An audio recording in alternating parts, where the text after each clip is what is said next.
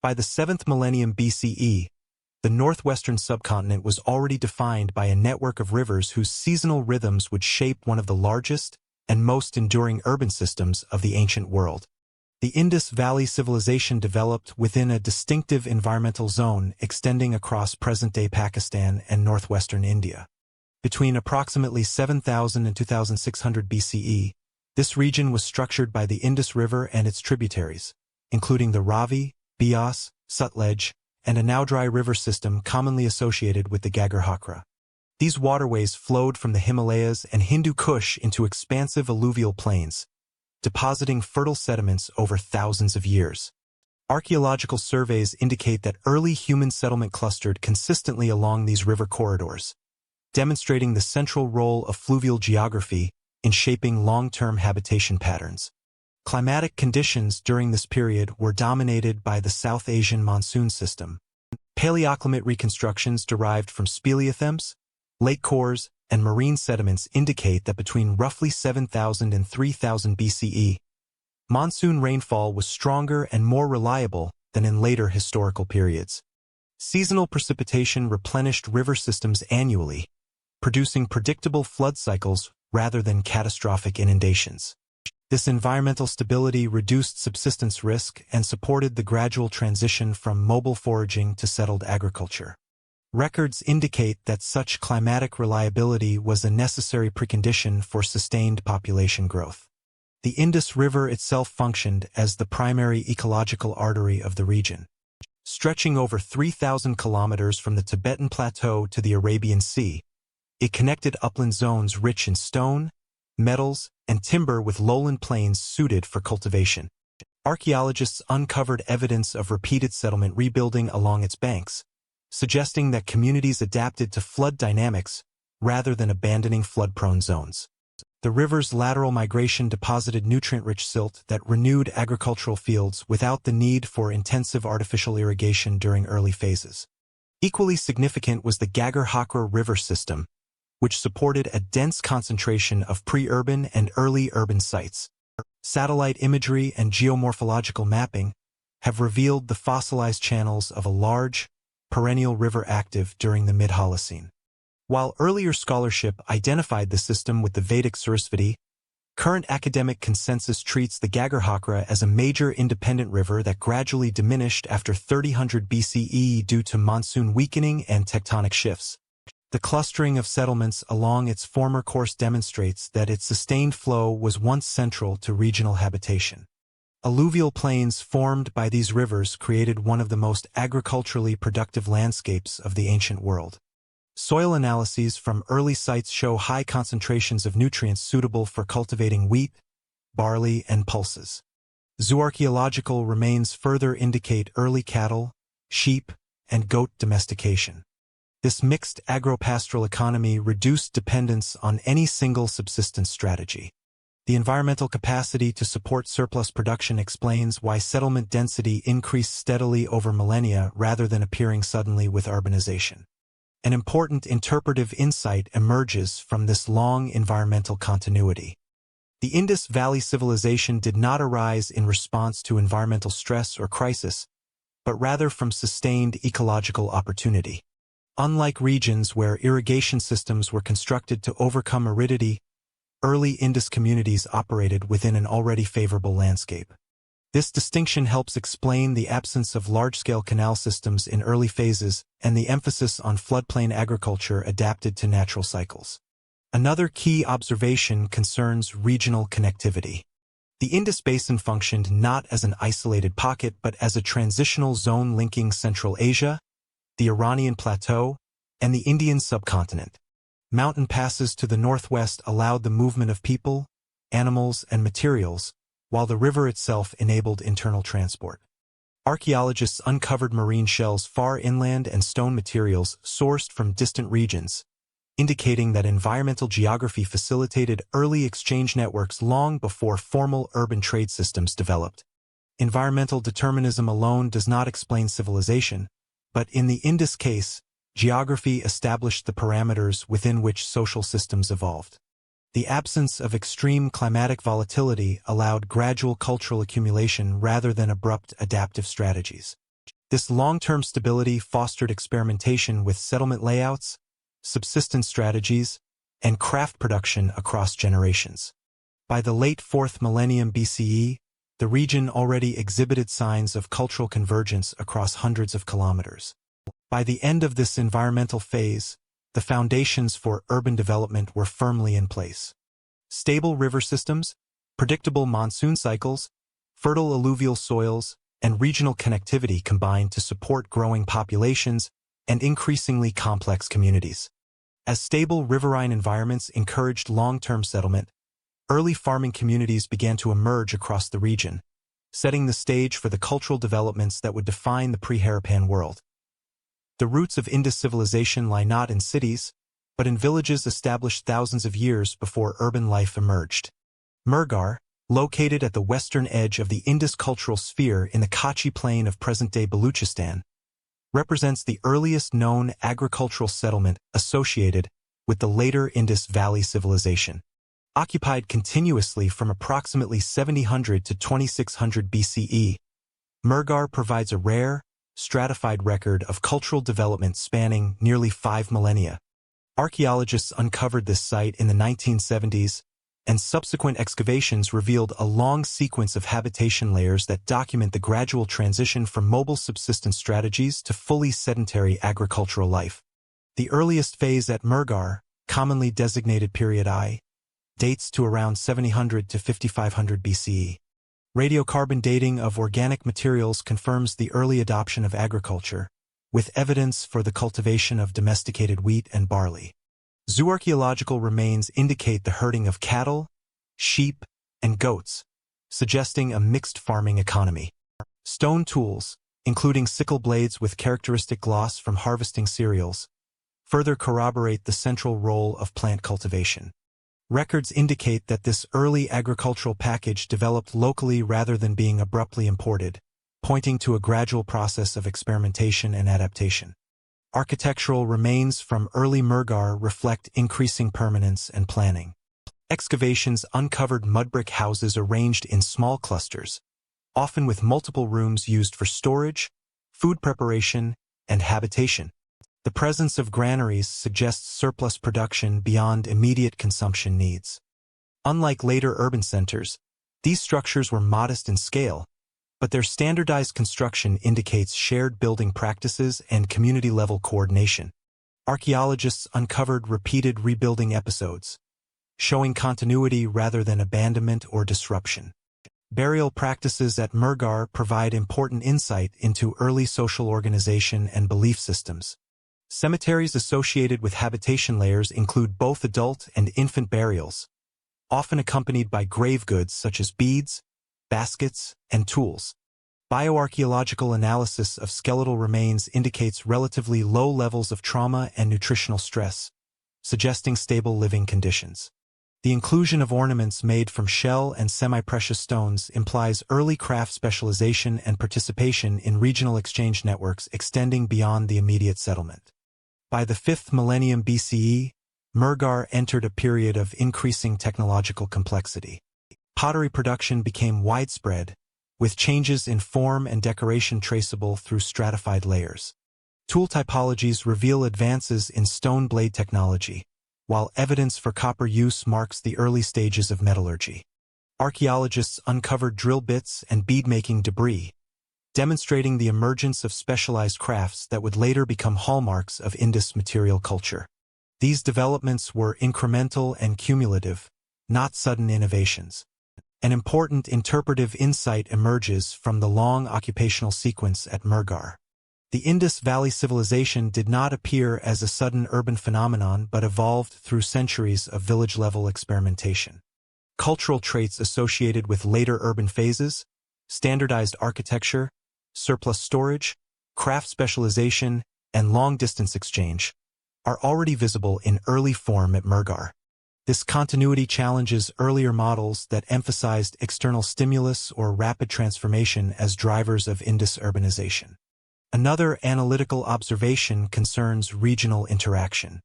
Material similarities between Mehrgarh and contemporary sites across Baluchistan and the Indus Plains indicate sustained contact among early communities. Shell ornaments sourced from coastal regions and stone materials traced to distant uplands demonstrate that exchange networks existed long before the rise of cities. These interactions facilitated the diffusion of agricultural practices, technologies, and symbolic forms across a broad geographic area. By the late 4th millennium BCE, Mehrgarh began to decline in prominence as populations shifted toward the Indus floodplains. However, the cultural legacy of the site persisted. Many technological and social practices developed at Mehrgarh reappear in later pre-Harappan and Harappan contexts, indicating cultural transmission rather than replacement. The site's long duration provides a critical baseline for understanding how early agricultural communities laid the structural foundations of Indus civilization. By the end of this phase, early farming villages had established stable subsistence systems, architectural traditions, and regional connections. As agricultural communities expanded and interacted across the Northwest, regional cultures began converging into a shared material tradition that would eventually support the emergence of urban society. Urban civilization did not appear suddenly. It assembled gradually through centuries of cultural integration. Between approximately 3,500 and 2,600 BCE, the regions surrounding the Indus River system witnessed a gradual convergence of local cultural traditions that archaeologists collectively describe as pre-Harappan. This phase is not defined by a single culture or political entity, but by a network of interacting communities whose material practices began to align across a wide geographic area. Key among these were the Amri culture of Lower Sindh, the Khat-Diji culture of Upper Sindh and the Indus Plains, and the Hakra cultural tradition associated with the Ghaggar-Hakra river system. Stratigraphic evidence demonstrates that these groups developed in parallel, maintaining local characteristics while sharing increasingly standardized forms. Ceramic production provides one of the clearest indicators of this cultural integration. Pottery assemblages from Amri, Khat-Diji, and Hakra sites show increasing uniformity in vessel shapes, firing techniques, and decorative motifs over time. Archaeologists uncovered similar red-slipped wares, painted geometric designs, and standardized rim forms across settlements separated by hundreds of kilometers. This pattern suggests the diffusion of shared aesthetic norms and production methods rather than centralized control. The spread of ceramic styles reflects sustained interaction among communities and the gradual emergence of a shared material vocabulary. Settlement architecture during this period also reveals increasing organizational complexity. Excavations at Khat-Diji and Amri uncovered evidence of early fortifications, including mud-brick walls and elevated platforms. These features indicate a growing concern with settlement permanence, spatial planning, and possibly communal defense. Unlike later urban citadels, these structures were modest in scale, but their presence marks a shift toward deliberate settlement design. Archaeologists interpret these constructions as precursors to the more elaborate urban layouts of the mature Harappan phase. Craft production intensified significantly during the pre-Harappan period. Tool typologies and workshop remains demonstrate advances in stone blade manufacturing, bead making, and early metallurgy. Copper artifacts appear more frequently in archaeological contexts, indicating expanding knowledge of metalworking. Beads made from carnelian, agate, shell, and lapis lazuli have been recovered from multiple sites, with sourcing studies tracing raw materials to distant regions. These findings indicate the expansion of regional exchange networks and the specialization of labor beyond household-level production. An important interpretive insight concerns the nature of social organization during this phase. Despite growing complexity, there is little evidence for rigid hierarchy or centralized political authority. Settlement sizes increased gradually, and while some sites became regional centers, there is no indication of abrupt social stratification. Burial practices remain relatively uniform, with limited differentiation in grave goods. This suggests that integration occurred through shared practices and economic interdependence rather than coercive governance. Stratigraphic continuity across sites provides further evidence against models of sudden transformation or collapse. At Khat-Diji and related sites, pre-Harappan layers transition smoothly into early Harappan deposits without signs of widespread destruction or abandonment. Architectural techniques, ceramic traditions, and subsistence practices evolve incrementally, indicating cultural continuity. Records indicate that this gradualism was a defining feature of Indus development, distinguishing it from regions where urbanization followed periods of disruption. Another analytical observation emerges from the geographic distribution of pre-Harappan sites. Communities were not confined to a single river valley but spread across diverse ecological zones, from floodplains to semi-arid regions. This dispersion required adaptive strategies tailored to local environments while maintaining cultural cohesion. The ability to integrate diverse ecological contexts into a shared cultural framework foreshadowed the extensive territorial reach of the later Indus Valley Civilization. By the late 4th millennium BCE, the cumulative effects of ceramic standardization, architectural planning, craft specialization, and regional exchange had produced a broadly shared cultural horizon. While individual communities retained local identities, their material culture reflected common norms and practices. This integration did not result from rapid innovation but from sustained interaction and incremental change across generations. By the end of the pre-Harappan phase, the foundations of urban life were already visible. Shared traditions in material culture, settlement organization, and economic production created the structural conditions necessary for large-scale urbanization. These converging developments laid the groundwork for the emergence of fully urban centers in the Indus region, marking the transition toward the mature Harappan world. BY 2600 BCE, dozens of cities emerged across thousands of kilometers, forming one of the ancient world's most extensive and coordinated urban systems. The transition to full urbanism in the Indus region is conventionally dated to approximately 2600 BCE, marking the beginning of what archaeologists describe as the mature Harappan phase.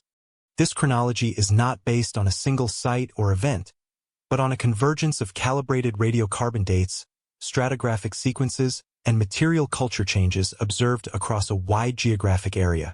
Excavations at key sites such as Harappa, Mohenjo-daro, Dhalavira, and Ganarawala demonstrate that urban features appeared within a relatively narrow temporal window, indicating a coordinated transformation rather than isolated local developments. Radiocarbon dating of organic materials from early urban layers consistently places the emergence of mature urban characteristics between approximately 2600 and 2500 BCE. These dates are supported by ceramic seriation and architectural stratigraphy, which show a clear shift from pre-Harappan traditions toward standardized forms. Archaeologists uncovered a marked increase in baked brick construction, uniform brick ratios, and the widespread adoption of orthogonal street layouts. The simultaneity of these changes across distant sites suggests shared planning principles rather than independent experimentation. Settlement density mapping further clarifies the scale of this transformation. Survey data indicate that during the mature Harappan phase, more than 1,000 sites were occupied across an area exceeding 1 million square kilometers. This territory extended from the foothills of the Himalayas to the Arabian Sea, and from eastern Afghanistan to western India. Within this vast region, a clear settlement hierarchy emerged, ranging from small villages to large urban centers exceeding 100 hectares. The rapid increase in site numbers and sizes reflects both population growth and administrative integration. An important interpretive insight concerns the nature of this urban expansion. Unlike Mesopotamia or Egypt, where urbanism developed gradually along a single river system, Indus urbanization occurred almost simultaneously across multiple river basins. This pattern indicates that the cultural and technological prerequisites for urban life were already widely shared by the late pre-Harappan period. The emergence of cities did not require the diffusion of new ideas from a single core, but rather the activation of an existing cultural framework across the region. Material culture provides additional evidence for synchronized development. The widespread appearance of standardized weights, seals, and ceramic forms during this period points to the rapid establishment of shared economic and administrative norms. Archaeologists uncovered identical stone weights based on binary ratios at sites hundreds of kilometers apart, suggesting agreement on measurement systems. Such standardization implies coordination at a supralocal level, even in the absence of identifiable central authority. The expansion of urban centers was accompanied by significant changes in settlement layout and land use. Many pre-existing towns were rebuilt or expanded with new urban features, while new cities were founded in strategically advantageous locations. Proximity to river channels, access to trade routes, and control over surrounding agricultural land appear to have influenced site selection. Records indicate that urban centers functioned as nodes within a broader network, linking rural producers with craft specialists and long-distance traders. Another analytical observation emerges from the absence of evidence for widespread disruption preceding urbanization. Stratigraphic sequences show continuity in habitation layers, with gradual architectural modification rather than abrupt replacement. There are no clear signs of large-scale migration, conquest, or environmental crisis at the moment of urban emergence. This suggests that urbanization was the outcome of internal socioeconomic processes rather than external shocks. The question of why urbanization occurred at this particular moment remains central to scholarly debate. Current consensus emphasizes cumulative factors rather than a single cause. Population growth increased pressure on land and resources, encouraging more efficient organization. Expanding trade networks created demand for standardized production and regulation. Long-standing cultural integration allowed communities to adopt shared solutions to administrative challenges. Together, these conditions reached a threshold around 2600 BCE, enabling the rapid transition to urban life. Comparative analysis reinforces the distinctiveness of the Indus trajectory.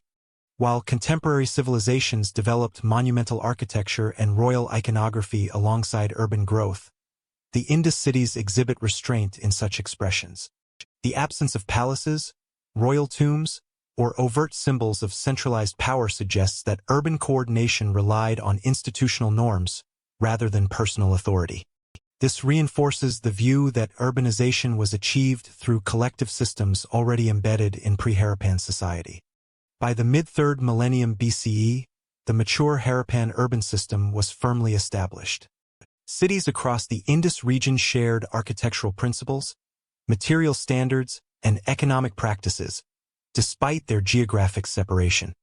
This synchronized emergence marks one of the most remarkable episodes of urban development in ancient history. As urban growth accelerated, it required increasingly deliberate planning and governance, shaping the administrative structures that defined Harappan city life. These cities prioritized sanitation over spectacle, reflecting an urban logic focused on function, order, and collective management rather than monumental display.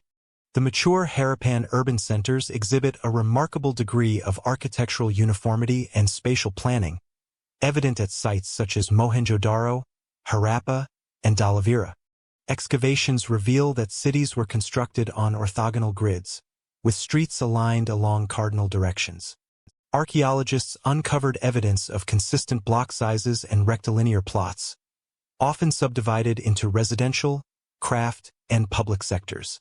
This structural regularity contrasts sharply with contemporary civilizations in Mesopotamia and Egypt, where monumental palaces or temples dominated the urban landscape. In the Indus cities, the emphasis was placed on efficient circulation, drainage, and accessibility rather than visual grandeur. Central to this planning was the distinction between citadel and lower town. The citadel, typically raised on an artificially constructed mound, contained structures interpreted as administrative or communal in function, including granaries, assembly platforms, and large public buildings. The lower town accommodated dense residential neighborhoods and craft workshops. Excavators at Mohenjo-daro identified multi-room houses built from standardized baked bricks measuring approximately 7 hours 14 minutes and 28 seconds centimeters, producing a uniform scale across structures. This standardization facilitated coordinated construction, repair, and urban expansion, implying collective planning mechanisms that extended beyond individual households.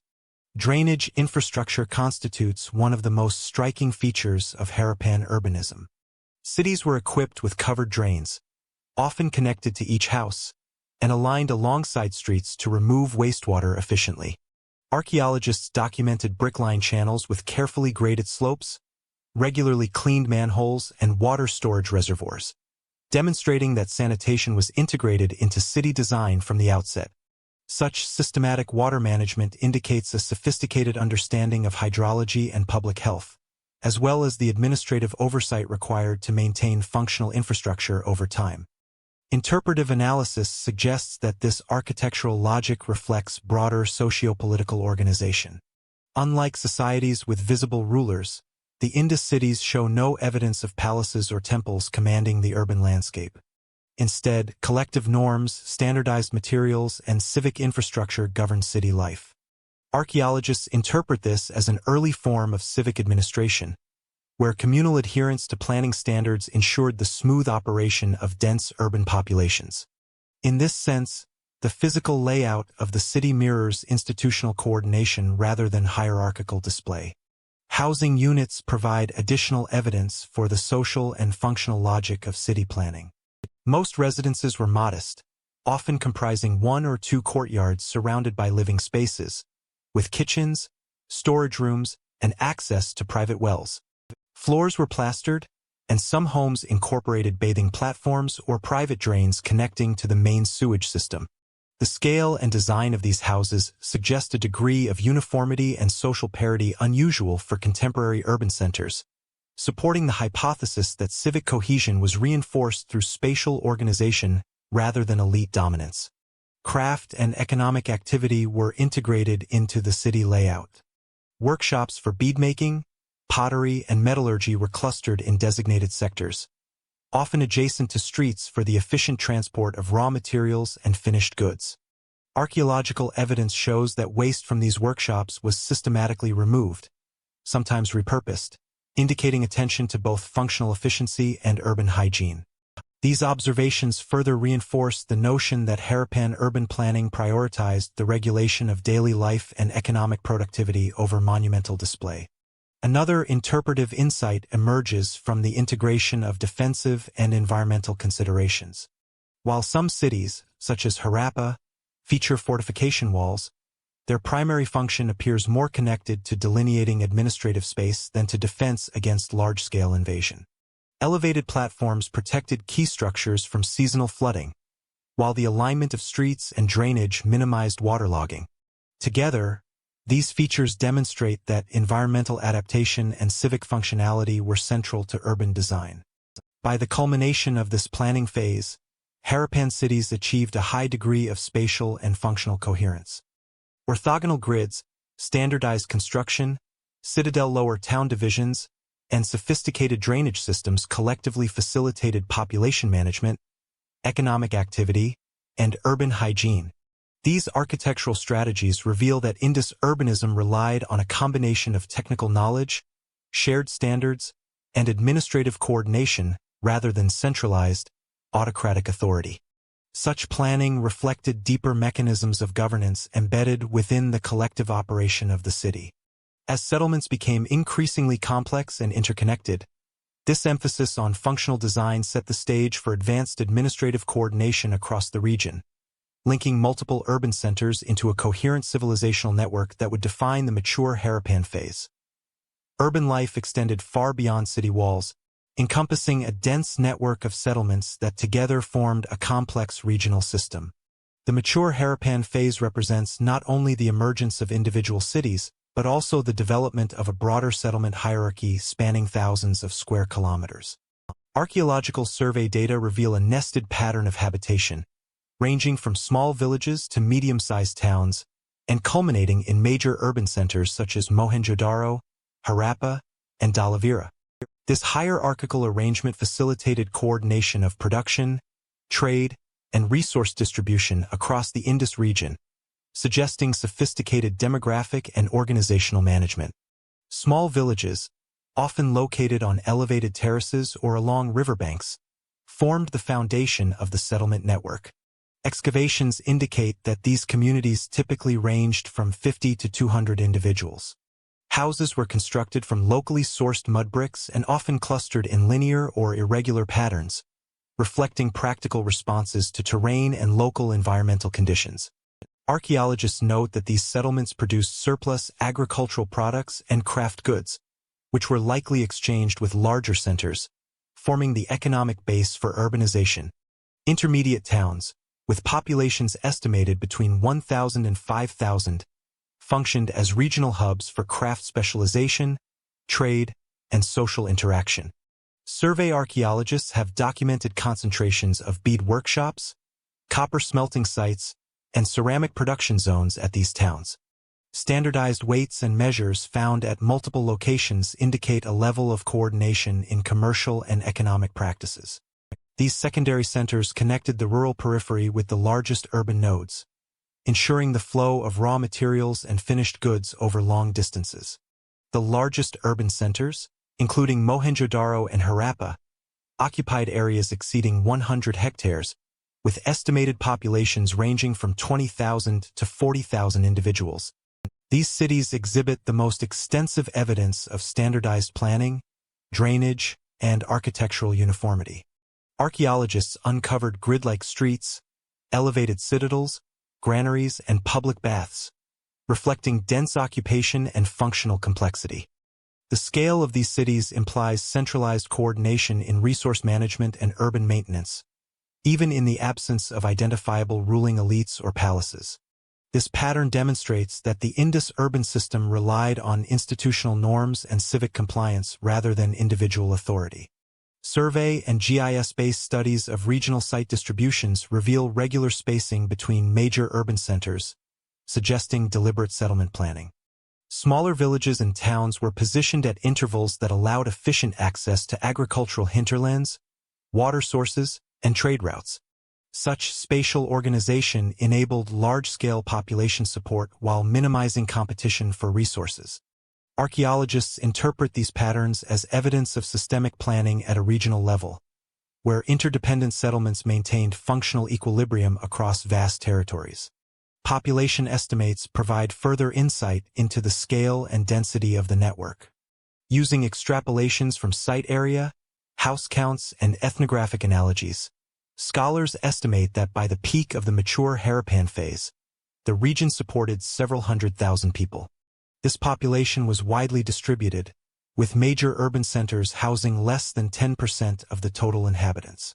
The majority resided in smaller settlements and rural communities, highlighting the importance of the hinterland in sustaining urban life. Such estimates underscore the interconnectivity between cities and their supporting network. Another interpretive observation concerns the relationship between settlement hierarchy and social organization. While material culture, such as standardized bricks, weights, and seals, was remarkably uniform, evidence of social stratification within individual settlements is limited. Houses within urban cores vary in size but not drastically, and burial practices show modest differentiation. This suggests that hierarchical differentiation, if present, was expressed through administrative and economic coordination rather than overt displays of elite power. The settlement network itself functioned as a mechanism of systemic governance. Environmental factors influenced settlement hierarchy as well. Cities and towns were strategically located to access perennial rivers, floodplains, and trade corridors. Smaller villages often occupied marginal areas suitable for agriculture but less ideal for large-scale habitation. This combination of environmental suitability and functional specialization created a resilient system capable of supporting dense populations over extended periods.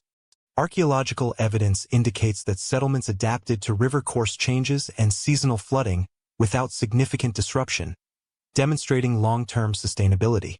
By the end of this phase, the mature Harappan settlement system was fully operational, integrating villages, towns, and urban centers into a cohesive regional network. The hierarchy of settlements ensured the distribution of food, raw materials, and manufactured goods, while supporting craft specialization, trade, and civic infrastructure. This distributed urbanism demonstrates that Harappan cities were not isolated entities but part of an interdependent civilizational system. Urban systems of this scale required deliberate social and political organization, setting the stage for the fully articulated governance, economic, and administrative structures of later Harappan society. Kings announced themselves in the Indus record. Unlike contemporary civilizations, authority in the Indus cities left no monumental signature. One of the most striking features of mature Harappan society is the absence of evidence for monarchs, palaces, or overt symbols of centralized autocratic power. Excavations at Mohenjo-daro, Harappa, Dhalavira, and other major urban centers reveal extensive urban infrastructure, sophisticated drainage, and large public buildings. But none of these structures can be definitively linked to a ruling elite or kingly authority. Unlike Egypt, where pharaohs commissioned monumental pyramids and temples, or Mesopotamia, where kings left inscriptions and palatial complexes, the Indus cities show no comparable assertion of personal rule. Archaeologists interpret this absence not as a deficiency, but as an alternative model of urban governance grounded in collective and institutional mechanisms. The material record provides several key observations supporting this conclusion. Large structures identified as granaries, assembly platforms, or public halls do not contain luxury embellishments or private quarters, indicating that they served communal functions rather than the residence of rulers. Citadels, raised above lower towns, may have housed administrative facilities, yet they lack inscriptions or iconography asserting elite status. Unlike Mesopotamian ziggurats or Egyptian palaces, which functioned as both religious and political centers, Harappan citadels prioritize practical utility, flood protection, storage, and assembly over symbolic dominance. Burial evidence reinforces the absence of individual rulership. Excavated cemeteries across sites such as Harappa and Lothal reveal relatively uniform graves with modest goods. While some burials include ornaments, pottery, or tools, there are no richly furnished tombs analogous to the pharaohs' tombs in Egypt or the royal burials of Mesopotamia. Skeletal analysis indicates limited differentiation in nutrition or trauma, suggesting that social hierarchies, if present, were subtle and non-monumental. The uniformity of burial practices implies collective adherence to shared norms rather than the privileging of individual authority figures. Comparative analysis with contemporary civilizations underscores the distinctiveness of the Indus approach. In Mesopotamia, city-states such as Ur and Uruk were centered on palace temples whose inscriptions documented dynasties, conquests, and decrees. In Egypt, pharaonic authority was expressed through monumental architecture, inscriptions, and visual propaganda. The Indus civilization lacks these markers entirely. Archaeologists interpret this as evidence of decentralized or non-personalized governance, where civic coordination relied on institutionalized standards, communal compliance, and shared economic and administrative practices rather than elite coercion. Standardization of material culture further supports the notion of collective authority. Uniformity in brick dimensions, weights and measures, and seal designs across hundreds of kilometers indicates supralocal coordination. Archaeologists suggest that such uniformity required regulatory mechanisms, whether through guild-like institutions, city councils, or other administrative frameworks. These systems appear to have enforced consistent building practices, trade regulations, and craft standards without reference to individual rulers, demonstrating that urban functionality was maintained institutionally rather than through hierarchical oversight. Another interpretive insight concerns civic engagement and public infrastructure. Drainage networks, street grids, and public wells were constructed and maintained at a scale that implies organized labor management and planning. Records indicate that citizens or communal bodies likely oversaw these projects, emphasizing the collective nature of governance. Such institutionalized urban administration may have distributed authority across multiple actors, reducing reliance on centralized command and creating resilient, self-regulating urban systems. Evidence from smaller towns and rural settlements complements this perspective. Standardized weights, pottery forms, and craft production techniques extended into non-urban sites, suggesting that regional cohesion depended on shared norms rather than royal directives. The integration of villages, towns, and urban centers into a coordinated settlement network points to institutional mechanisms operating at multiple scales, capable of enforcing conformity and facilitating long-distance economic interaction. By the end of the mature Harappan phase, the absence of kings, palaces, and explicit inscriptions demonstrates that authority was embedded in collective, institutional structures rather than personal rule. Administrative functions were exercised through standardized practices, civic management, and regional coordination. Power in the Indus cities was procedural, operational, and distributed, a model markedly different from contemporary civilizations. Power may have been collective or institutional, laying the foundation for the operational stability and social cohesion that defined Harappan urban life, and setting a precedent for governance strategies that emphasized functionality and standardization over ceremonial or personal authority. Standardization was the Indus signature of authority, regulating urban life without kings or palaces. One of the clearest indicators of organized governance in the Indus civilization lies in the pervasive standardization of material culture. Archaeological evidence demonstrates uniformity in weights and measures, seal designs, and construction methods across hundreds of settlements spanning over 1 million square kilometers. Unlike civilizations where authority was expressed through monumental architecture or royal inscriptions, the Indus cities operationalized governance through systems embedded in everyday practices, ensuring cohesion across an expansive territory. Weights and measures provide primary evidence of this administrative logic. Archaeologists recovered hundreds of stone weights from sites including Mohenjo-daro, Harappa, and Nightfall. These weights, typically cubical and proportioned according to a binary decimal system, show remarkable uniformity. Analysis indicates that standard units were maintained with minimal deviation, suggesting that measurement systems were regulated at a superlocal level.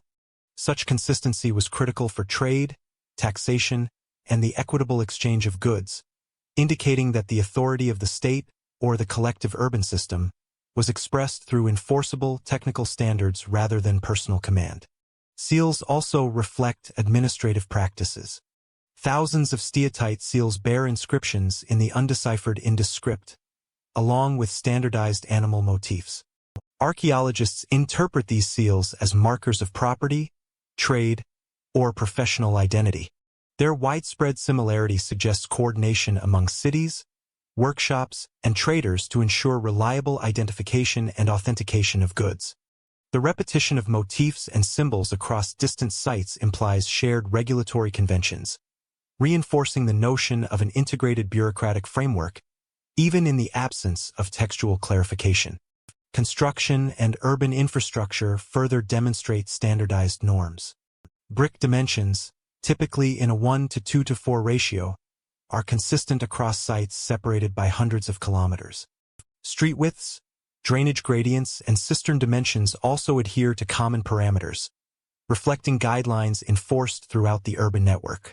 Archaeologists interpret this architectural standardization as a practical form of administration, regulating urban form, sanitation, and functionality in a manner that transcended local variation and individual initiative. Economic activity likewise relied on systemic regulation.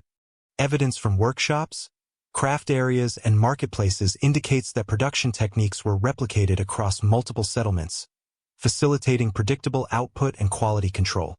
The circulation of standardized weights and the use of seals in trade suggest that both local and long-distance exchanges were monitored within a consistent framework, ensuring efficiency and trust. Interpretive analysis emphasizes that this approach minimized the need for coercive oversight, relying instead on shared technical standards embedded in daily practice. Another analytical observation concerns the integration of administrative systems into the rhythms of urban life. Unlike societies with centralized palaces or bureaucracies, Indus authority was decentralized but codified. Citizens, artisans, and traders all operated within frameworks of measurement, identification, and construction norms. This systemized approach indicates that governance was procedural, proceduralized, and predictable, reducing reliance on individual rulers while maintaining functional cohesion across large urban populations. Standardization also facilitated communication and coordination among cities. The distribution of seals, weights, and other administrative tools demonstrates that urban centers were interconnected through shared technical conventions. This networked organization enabled cities to regulate trade, enforce building codes, and manage public resources collaboratively. Archaeological evidence supports the view that these systems were maintained over centuries, reflecting institutional durability rather than ephemeral local initiatives. By the conclusion of this phase, administrative systems in the Indus civilization had achieved a high degree of integration. Standardized weights, seals, and urban norms created a coherent framework that allowed dense populations, extensive trade networks, and complex infrastructure to function effectively. Authority in the Indus cities was thus expressed through collective adherence to shared standards, embedded in daily activity rather than concentrated in monumental displays or elite inscriptions. Administration was embedded in daily life, shaping economic transactions, craft production, urban infrastructure, and intercity coordination. These practices established the operational coherence of Harappan society and provided a model of governance distinguished by procedural uniformity and systemic regulation rather than personal or dynastic rule. Hierarchy existed, but it left few visible markers, embedded instead in labor, craft specialization, and urban norms. The social organization of the mature Harappan civilization presents a unique model among early urban societies. Unlike Mesopotamia or Egypt, where kings and elites left prominent architectural and burial markers, evidence from the Indus cities suggests a subtle, functionally driven hierarchy. Archaeological analysis indicates that differentiation existed largely through occupation, craft specialization, and settlement role, rather than overt social stratification. Residential layouts, burial practices, and workshop distributions provide insight into how labor and social roles were structured within these urban centers. Craft production was central to urban life and a primary indicator of social differentiation. Excavations at Mohenjo-daro, Harappa, and Dhalavira reveal designated quarters for beadmaking, metallurgy, pottery, and shell work. Workshops were often spatially segregated within the city, suggesting organized allocation of labor and resources. The placement of these craft quarters near streets and waterways facilitated the movement of raw materials and finished goods, reflecting coordinated urban planning that integrated labor distribution into city design. These patterns imply an administrative system capable of managing specialized production without reliance on coercion or elite oversight. Residential evidence provides further insights. Houses varied in size and amenities, but differences were generally modest. Multi-room homes with courtyards, private wells, and drainage connections suggest that families or extended households managed production, storage, and consumption independently. Larger houses were sometimes located along main streets or near citadels, but there is no clear evidence linking them to personal wealth or political authority. This residential uniformity indicates a social organization based on functional roles rather than pronounced class distinctions. Labor organization appears to have been structured around communal norms and economic necessity. Archaeological studies show that workshops often relied on household-level labor supplemented by coordinated groups during periods of increased production. Standardization of tools, weights, and materials suggests regulatory oversight, likely mediated through civic institutions rather than individuals. Unlike contemporaneous societies, there is no evidence of widespread slavery or forced labor. Instead, craft and agricultural tasks were managed collectively within households, neighborhoods, and urban sectors, indicating an egalitarian operational hierarchy embedded in occupational specialization. Burial practices corroborate this social ambiguity. Excavated cemeteries display relative uniformity in grave size, orientation, and goods. While minor variation exists, some individuals received slightly more ornaments or tools, there is no evidence for elite tombs or differential treatment that would suggest hereditary aristocracy. Skeletal analysis further indicates similar nutrition and workload across populations, supporting the conclusion that social hierarchy was functionally, not ritually, imposed. Occupation and civic contribution appear to have been the principal determinants of status within Harappan society. An interpretive insight emerges from the integration of craft and settlement planning. The alignment of workshops, streets, and drainage networks suggests that labor organization was spatially embedded. Communities coordinated production, storage, and distribution to support urban needs, demonstrating an advanced understanding of operational logistics. By organizing labor through city design and standardization, Harappan society maintained efficiency and cohesion without resorting to coercive control or visible elite dominance. Another analytical observation concerns regional differentiation. Small towns and villages within the Harappan network mirrored the occupational and functional divisions seen in major cities, albeit at smaller scale. This consistency indicates that social organization was codified across settlement types, reinforcing system-wide norms. Regional workshops likely communicated standards and techniques, ensuring conformity in production and economic practices across the civilization. By the end of the mature Harappan phase, labor and social organization were deeply institutionalized. Occupations, craft specialization, and settlement roles defined functional hierarchy, while civic and procedural norms maintained coordination across urban and rural areas. Social distinctions existed, but they were subtle, operational, and integrated into daily life rather than expressed through monumental architecture or ceremonial privilege. Social structure was reinforced through belief systems and communal norms embedded in burial practices, craft organization, and city design. Together, these factors created a resilient framework for urban management, sustaining the operational integrity and collective cohesion that characterized the Harappan civilization. Ritual in the Indus was civic, not monumental, integrated into daily urban life rather than expressed through grandiose temples or palaces. The mature Harappan urban landscape exhibits a distinctive approach to religious practice, where communal ritual was embedded in public spaces rather than concentrated in monumental structures.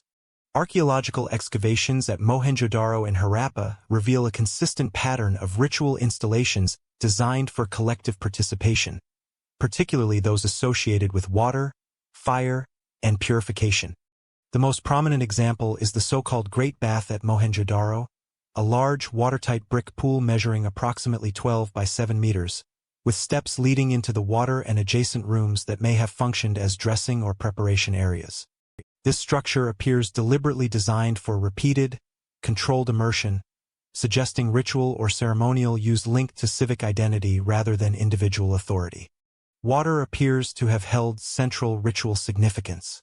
Numerous wells, cisterns, and smaller bathing platforms throughout urban settlements indicate that public access to clean water was a pervasive component of ritual practice. Scholars interpret these features as reflecting beliefs in purification, fertility, or symbolic renewal, although textual corroboration is lacking. Archaeological studies note the uniformity of these water installations across multiple urban centers, suggesting shared civic norms rather than localized or elite-controlled rites. The integration of water-based ritual within the urban fabric reinforces the interpretation that religion in the Indus context was collective and practical. Fire rituals have also been inferred from archaeological contexts. At sites such as Kalibangan and Lothal, excavators identified hearth-like installations and small platforms interpreted as fire altars. These features, often located near communal structures or craft areas, may have functioned in ceremonial, purification, or calendrical activities. Unlike Mesopotamian ziggurats or Egyptian temples, these fire installations were modest in scale, emphasizing functional participation over monumental display. Interpretive analysis suggests that ritual practices were tightly interwoven with daily life, reinforcing social cohesion and normative behavior across urban populations. An important insight emerges from the spatial organization of these ritual spaces. Rather than centralized sanctuaries, ceremonial installations are distributed across the city in proximity to residences, workshops, and streets. This arrangement indicates that ritual activity was accessible to ordinary citizens and integrated into civic routines. Archaeologists interpret this pattern as evidence of egalitarian religious practice, where participation was communal rather than mediated through priestly elites or centralized authority. Such integration may have supported urban cohesion by embedding shared belief and ritual into the rhythm of daily life. Another analytical observation concerns the absence of iconographic emphasis on kings, gods, or mythic narratives. While figurines, seals, and sculptural motifs exist, they rarely depict overtly hierarchical or anthropomorphic deities dominating social space. Instead, recurring motifs, such as animals, geometric patterns, and composite human-animal figures, appear in both private and public contexts, suggesting symbolic communication of communal ideology rather than assertion of elite or divine authority. This visual encoding of belief reflects a system where ideology and ritual reinforce civic norms rather than legitimizing rulers. The integration of water, fire, and communal spaces indicates that Harappan ritual practice was operational as well as symbolic. Facilities like the Great Bath and fire altars required maintenance, organization, and resource allocation, implying administrative oversight in addition to ceremonial use. Archaeological evidence of adjacent storage rooms, well-constructed platforms, and connected drainage demonstrates that civic management supported ritual functionality. This administrative integration suggests that religious practice contributed directly to the operational cohesion of urban centers, linking belief with daily governance and public welfare. An additional interpretive insight concerns the temporal continuity of these practices. Stratigraphic studies reveal that water-based and fire-related ritual installations persisted throughout the mature Harappan phase, with minor architectural refinements but no radical shifts. The endurance of these structures over centuries implies that ritual norms were institutionalized within urban planning, reinforcing collective identity across multiple generations and settlements. Such continuity demonstrates the interplay between material culture, civic infrastructure, and ideological practice. By the conclusion of this phase, it is evident that ritual in the Indus civilization was embedded in the urban environment, communal in scale, and integrated into daily life. Public bathing platforms, fire altars, and civic water installations functioned simultaneously as practical infrastructure and symbolic expression, reflecting a belief system that emphasized operational cohesion and social conformity. Authority in ritual did not reside in individuals or monuments but in the collective norms that structured city life. Belief was encoded visually rather than textually, transmitted through architecture, symbolic motifs, and spatial organization. This system allowed Harappan ideology to reinforce civic order, promote communal participation, and integrate spiritual practice into the functional framework of urban existence, establishing a model of religious life distinct from contemporaneous civilizations that emphasized elite or monumental control. Meaning survives without explanation. Indus symbols convey ideas, authority, and belief even where textual interpretation remains elusive. The iconography of the mature Harappan civilization is distinguished by a rich assemblage of seals, figurines, and motifs, which collectively reveal a complex symbolic system embedded in daily, economic, and ritual contexts. Excavations across Mohenjo-daro, Harappa, Lothal, and Dhalavira have yielded thousands of steatite seals, many featuring standardized animal figures, geometric designs, and short sequences of the undeciphered Indus script. These artifacts indicate that visual symbols were central to communication, administration, and ideological expression, even in the absence of explicit textual explanation. Animal imagery dominates Harappan seals. The most frequent motifs include the unicorn-like one-horned bull, elephants, rhinoceroses, tigers, and water buffalo. Archaeologists interpret these depictions as emblematic rather than naturalistic, functioning as identifiers for individuals, trade groups, or ritual practices. For example, the one-horned bull appears repeatedly alongside short inscriptions, suggesting a symbolic association with property, profession, or status. Analytical studies of motif distribution show remarkable consistency across sites separated by hundreds of kilometers, indicating a shared symbolic vocabulary and regional standardization of meaning. Human figures and composite motifs provide additional interpretive insight. Certain seals depict seated figures in cross-legged posture, sometimes surrounded by animals, sometimes holding objects interpreted as ritual implements. These have been cautiously associated with Proto-Shiva representations or fertility-related iconography, though scholars emphasize the uncertainty inherent in such identifications. The recurring presence of these composite figures across diverse contexts suggests that symbolic motifs encoded complex concepts of social, religious, or civic order, even if their precise meaning remains opaque. Geometric motifs complement figurative iconography. Triangles, circles, and linear patterns appear on seals, pottery, and architectural decoration.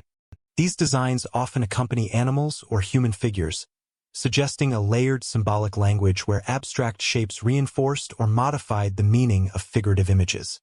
Archaeologists propose that geometric regularity may have signaled standardized messages for trade, property, or ritual, functioning as an auxiliary system alongside the Indus script. Seals were not purely decorative. They served practical and communicative functions.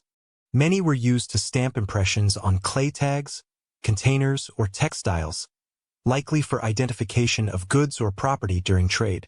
The combination of animal motifs, geometric patterns, and short inscriptions indicates that symbolism was closely integrated with administrative practice. Archaeological analysis demonstrates that seals were produced using standardized techniques, with finely engraved details, polished surfaces, and uniform dimensions, reinforcing the idea that iconography was institutionally regulated as part of broader urban administration. Another interpretive observation concerns the interplay between iconography and social or ritual activity. Figurines of animals and humans appear in domestic, craft, and ritual contexts, including near wells, bathing platforms, and workshops. Their placement suggests multifunctionality. Objects could serve as protective emblems, markers of ownership, or participants in ritual.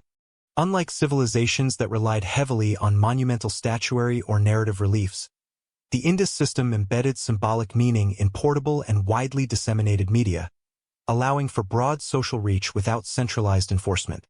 The absence of deciphered text limits certainty about symbolic interpretation, but comparative and contextual studies provide plausible frameworks. For instance, the consistent pairing of certain animals with inscriptions may denote trade guilds or family identities. Similarly, the repetition of specific composite figures in ritual or civic spaces suggests codification of belief systems in visual form. Archaeologists emphasize that the durability and consistency of these motifs across sites indicate a civilization-wide semiotic system, functioning as a medium of communication and ideological continuity. By the end of this phase, Harappan iconography had become an integrated component of urban life. Symbols on seals, figurines, and pottery conveyed authority, ritual norms, and economic information across a complex urban network. Their standardized production and widespread use demonstrate deliberate regulation, linking material culture, social practice, and civic order. Despite the undeciphered script, the symbolic system maintained coherence and functionality throughout the mature Harappan period. Symbols were closely tied to writing, functioning in tandem with the Indus script to encode economic, ritual, and social information. Together, visual motifs and inscriptions formed a dual system of communication that reinforced administrative coordination, religious practice, and shared identity. This integration highlights the distinctive way in which Harappan civilization used symbolic media to regulate and unify urban life, demonstrating that authority and ideology could operate effectively without explicit textual explanation or monumental display. The script speaks, but remains untranslated, leaving a record of communication without a definitive linguistic key. The Indus script, comprising short sequences of symbols inscribed on seals, tablets, pottery, and other artifacts, remains one of the most persistent enigmas in archaeology. Emerging during the mature Harappan period, circa 2600 to 1900 BCE, it appears at hundreds of urban sites across the Indus Valley and its peripheries. Despite decades of scholarly effort, no consensus exists regarding the underlying language, grammatical structure, or semantic meaning of the symbols. Archaeologists and linguists continue to debate whether the script represents a full writing system, a mnemonic device, or a symbol-based administrative shorthand. The corpus consists of over 4,000 known inscriptions, the majority of which are brief, ranging from 3 to 15 characters. Symbols include abstract geometric shapes, anthropomorphic and zoomorphic motifs, and standardized sign combinations. Patterns suggest syntactic regularity, including repeated prefixes, suffixes, and clusters, but the brevity of inscriptions has hindered decipherment. Unlike cuneiform or hieroglyphic texts, no long narrative or bilingual inscriptions have been discovered, precluding direct linguistic comparison. Archaeologists note that the brevity and context-specific nature of the inscriptions imply functional use, likely related to trade, property, or ritual identification. Several decipherment attempts have proposed connections with Dravidian, Indo-European, and Munda languages, among others. The Dravidian hypothesis, supported by some linguists, posits that the script encodes a Proto-Dravidian language based on statistical correlations and potential semantic parallels in later South Indian languages. Others have suggested Indo-Aryan origins, arguing that the script reflects early Indo-European linguistic patterns. Alternative approaches treat the script as a non-linguistic semiotic system, encoding administrative or ritual information without direct phonetic representation. Despite extensive computational and comparative analyses, none of these hypotheses has achieved broad academic acceptance. Archaeological context provides critical constraints for interpretation. The majority of inscriptions are associated with seals used in trade, accounting, or property marking, suggesting that the script functioned as a practical tool rather than a literary medium. Many appear alongside animal motifs and geometric designs, reinforcing the idea that writing was integrated with symbolic imagery. Excavations at urban centers such as Mohenjo-daro and Harappa indicate that these inscriptions were part of everyday economic and civic activity, further supporting the administrative function hypothesis. Interpretive insights highlight the relationship between the script and urban complexity. The standardized production of inscriptions, along with uniform iconography and weights, points to a coordinated system of record-keeping and communication. Even in the absence of decipherment, the script demonstrates that information management was highly organized, enabling trade, craft specialization, and civic coordination across large populations. This functional integration underscores the operational sophistication of Harappan governance and commerce. Another analytical observation concerns the limitations of the current evidence. The brevity of inscriptions, lack of bilingual texts, and scarcity of long-form documents prevent confirmation of grammar, syntax, or vocabulary. Epigraphic analyses reveal positional regularities, suggesting structured usage, yet whether this reflects linguistic rules or symbolic coding remains unresolved. Scholars caution against overinterpretation, emphasizing that the undeciphered status of the script is not evidence of cultural or cognitive inferiority, but a consequence of the fragmentary nature of the material record. Comparative studies with contemporaneous writing systems illustrate the distinctiveness of the Indus approach. Unlike cuneiform in Mesopotamia or hieroglyphs in Egypt, which evolved from pictorial records into full linguistic scripts, the Indus inscriptions appear functional, compact, and closely tied to trade and administration. This integration of symbolic and written communication reflects a pragmatic model of record-keeping, where visual motifs, standardized measures, and inscriptions combined to regulate urban and economic life. By the end of the mature Harappan phase, the Indus script remained an active, standardized, but undeciphered system. Its persistence across multiple centuries and sites demonstrates consistent use and functional importance, even in the absence of long-form narrative or literary content. Archaeologists continue to study statistical patterns, symbol frequency, and contextual associations to refine understanding, but translation remains elusive. Communication extended beyond writing into trade, seals, weights, and symbolic motifs, integrating linguistic, numeric, and visual systems into a comprehensive framework for governance and economic regulation. The undeciphered script, therefore, exemplifies how the Harappan civilization achieved administrative, commercial, and social coherence through a combination of symbolic and functional media, leaving a durable record that continues to challenge modern scholarship. Urban life rested on agricultural precision, where careful cultivation and environmental management sustained dense populations. Agriculture was the foundation of the Indus civilization, enabling the transition from dispersed villages to dense urban centers. Archaeobotanical studies from sites including Mehrgarh, Harappa, and Mohenjo-daro reveal a diverse array of crops cultivated between 3300 and 1900 BCE. Domesticated wheat and barley were the primary staples, supplemented by pulses such as lentils, peas, and chickpeas. Rice cultivation is documented in the eastern reaches of the civilization, while millets and oilseeds provided dietary and economic flexibility. The cultivation of cotton is notable, with fiber evidence indicating early textile production, demonstrating the intersection of agriculture and craft specialization. Irrigation and water management played a central role in agricultural success. Excavations reveal canals, field bunds, and reservoirs designed to harness seasonal monsoon waters and river overflows. Archaeologists note that fields were often located on alluvial plains, benefiting from nutrient-rich sediments deposited during flood cycles. Adaptation to variable monsoon patterns required sophisticated scheduling of sowing and harvesting, crop rotation, and fallowing practices, all of which maximized yield while mitigating risk.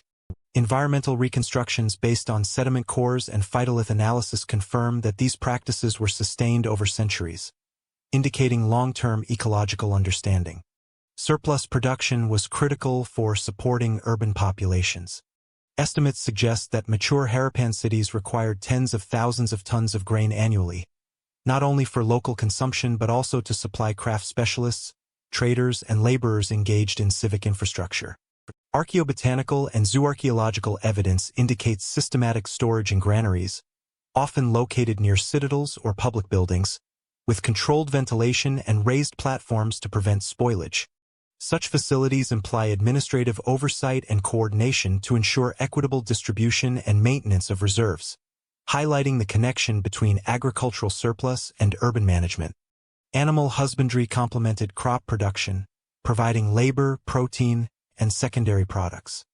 Domesticated cattle, water buffalo, sheep, and goats were widespread, serving multiple functions including plowing, dairy production, and fiber supply. Evidence from faunal remains indicates selective breeding, seasonal pasturing, and integration of livestock with agricultural cycles. Pigs and poultry supplemented diets in some regions, while horses appear to have been rare or absent in the mature Harappan period. The combined management of crops and animals reflects a systemic approach to food security and resource allocation. Another interpretive insight concerns regional adaptation. Northern and western sites focused on wheat and barley, while eastern and southern settlements incorporated rice, millets, and oilseeds, reflecting local soil, rainfall, and river conditions. Archaeologists observe that crop choices and field organization correspond to microenvironments, demonstrating adaptive strategies that optimized production across the diverse Indus territory. Such regional flexibility enabled long-term sustainability of urban populations and the maintenance of trade networks reliant on consistent agricultural surplus. The precision of agricultural practice had broader economic implications. Surplus production enabled labor specialization, allowing a portion of the population to engage in craft production, trade, and urban administration. Standardized weights, seals, and accounting practices indicate that surplus distribution was monitored and regulated, integrating agriculture directly into the administrative and commercial framework. Archaeobotanical studies, combined with site surveys, reveal that surplus storage and allocation were coordinated across multiple settlements, forming a network that linked rural production to urban consumption and regional trade. Environmental management extended beyond irrigation. Field layout, drainage, and bund construction minimized erosion and waterlogging, enhancing long-term fertility. Archaeologists note that settlements adapted to shifts in river courses, seasonal flooding, and monsoon variability without catastrophic disruption, suggesting sophisticated knowledge of hydrology and landscape dynamics. This adaptive capacity underscores the interplay between natural systems and human ingenuity, establishing a reliable foundation for urban density and economic complexity. By the end of this phase, agriculture in the Indus civilization had reached a high degree of organization.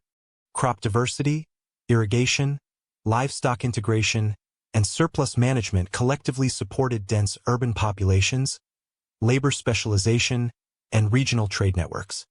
Archaeological evidence confirms that these practices were sustained over centuries, demonstrating the operational centrality of agriculture in urban planning and civic management.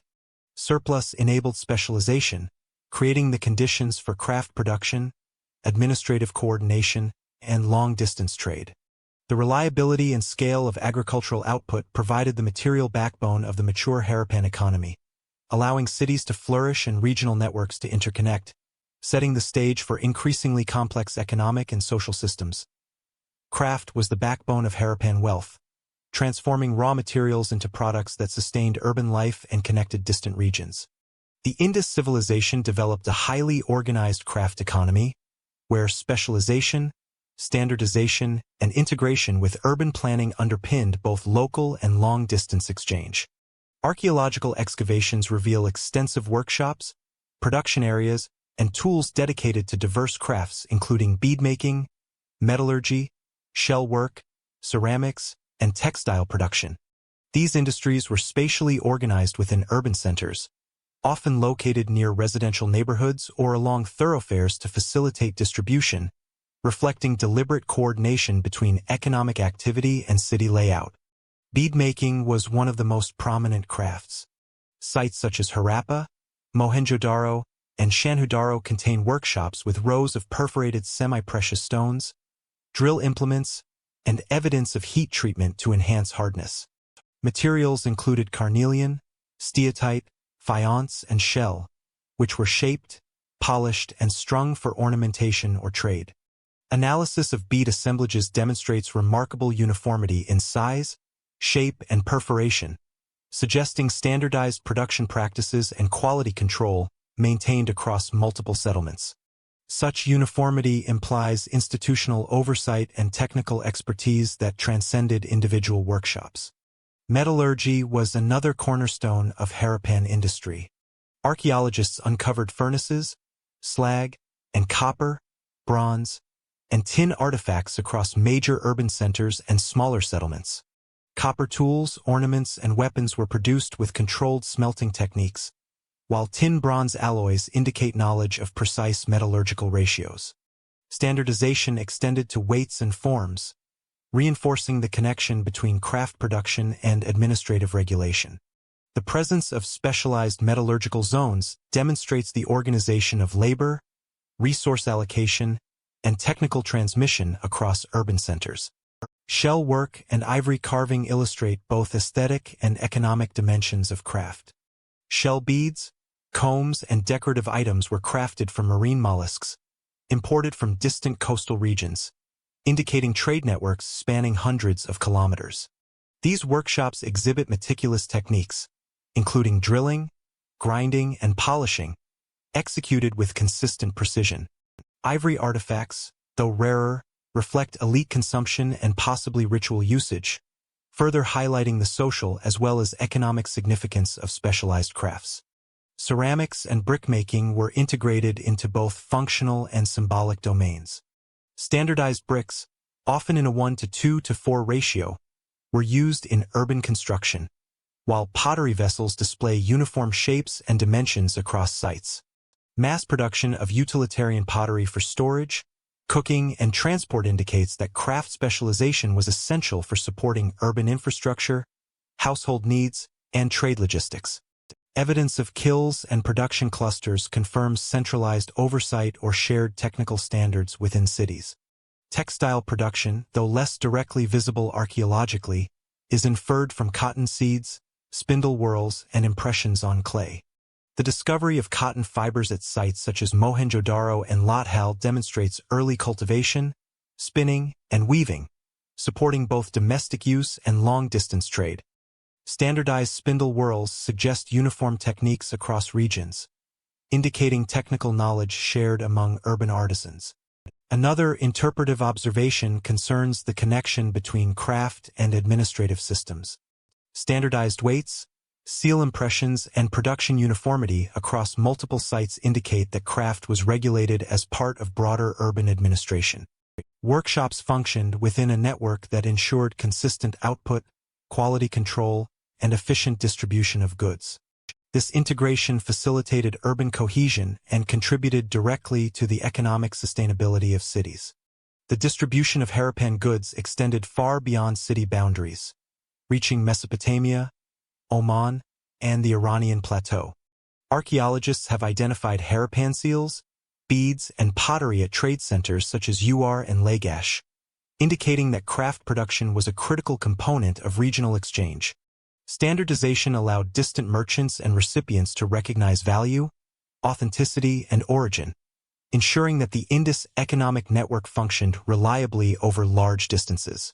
The movement of goods thus integrated urban production with international trade, enhancing both wealth accumulation and civic stability. By the end of the mature Harappan phase, craft production had evolved into a sophisticated, institutionally integrated system. Workshops, standardization practices, and specialized labor supported urban infrastructure, domestic needs, and long-distance commerce. Material culture reveals an economy where skilled artisans were embedded within an organized urban and regional framework, with production and distribution coordinated to sustain both cities and networks. Goods moved far beyond city boundaries, linking the Indus civilization to regional and interregional exchange networks. Craft production not only generated material wealth but also reinforced social organization, administrative coordination, and cultural coherence, forming the economic backbone that enabled the prosperity and resilience of Harappan urban centers. The Indus was globally connected, linking urban centers to distant regions through goods, seals, and shared commercial conventions. Long-distance trade was a defining feature of the mature Harappan civilization, connecting cities across the Indus Valley to Mesopotamia, Dilmun, modern Bahrain, Oman, and the Iranian plateau. Archaeological evidence demonstrates that Harappan merchants engaged in the systematic exchange of raw materials, finished goods, and cultural knowledge. The presence of standardized seals, weights, and inscriptions facilitated these transactions, ensuring reliability and trust across diverse regions. Trade networks were thus integral to both the economic vitality and social cohesion of Harappan urban centers. The material record provides multiple lines of evidence for transregional commerce. Harappan seals and weights have been recovered at Mesopotamian sites such as Uar, Lagash, and Kish, often alongside local cuneiform tablets documenting trade agreements and shipments. Goods included carnelian beads, lapis lazuli, ivory, cotton textiles, and ornaments, indicating that Harappan cities specialized in high-value craft items for export. Analysis of these artifacts suggests careful regulation of production, packaging, and authentication, reflecting a sophisticated understanding of long-distance commercial logistics. Trade with Dilmun and Oman is particularly well documented through maritime archaeology and settlement patterns. Coastal ports such as Lathal in Gujarat demonstrate advanced dock construction, including tidal chambers, warehouses, and wharves suitable for ships navigating the Arabian Sea. Excavations revealed standardized storage jars, weights, and seals, indicating that maritime trade was systematically organized. Imported materials, such as copper from Oman and shell from the Persian Gulf, highlight the diversity of goods and the extensive reach of Harappan networks. Textual evidence from Mesopotamia provides additional insight.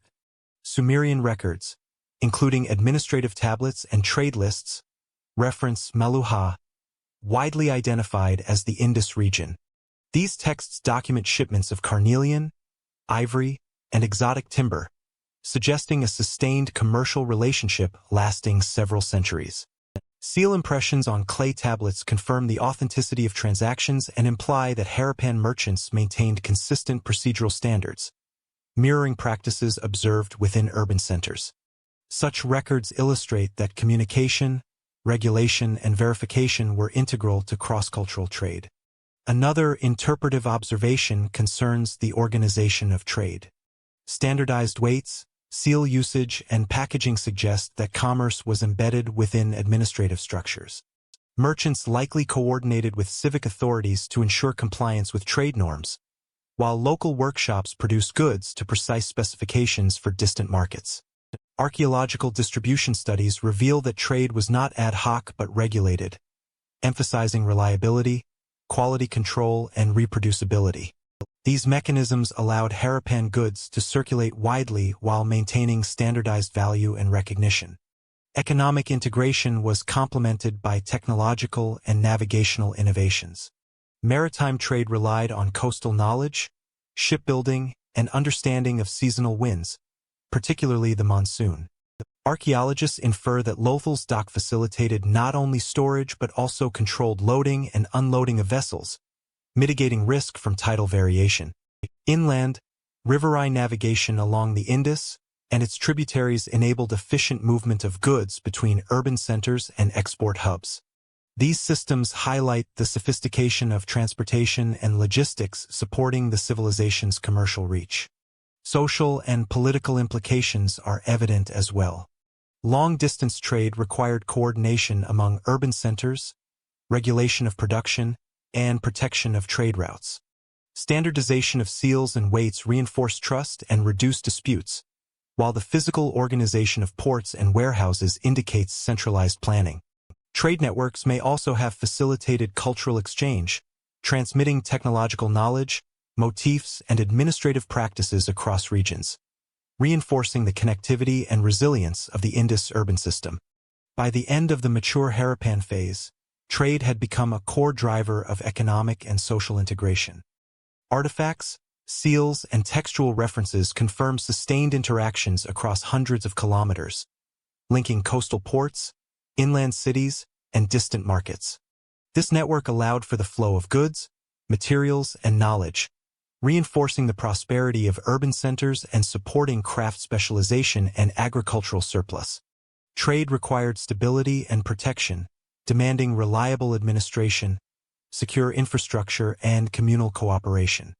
The success of long-distance commerce reflects the broader organizational sophistication of the Indus civilization, where civic management, standardized practices, and urban planning converge to sustain an interconnected and economically resilient society. Peaceful does not mean defenseless. The Indus cities prepared for conflict even in largely non-militarized urban landscapes. Archaeological evidence indicates that the Indus civilization, while notable for its urban planning and civic organization, maintained practical measures for defense and conflict management.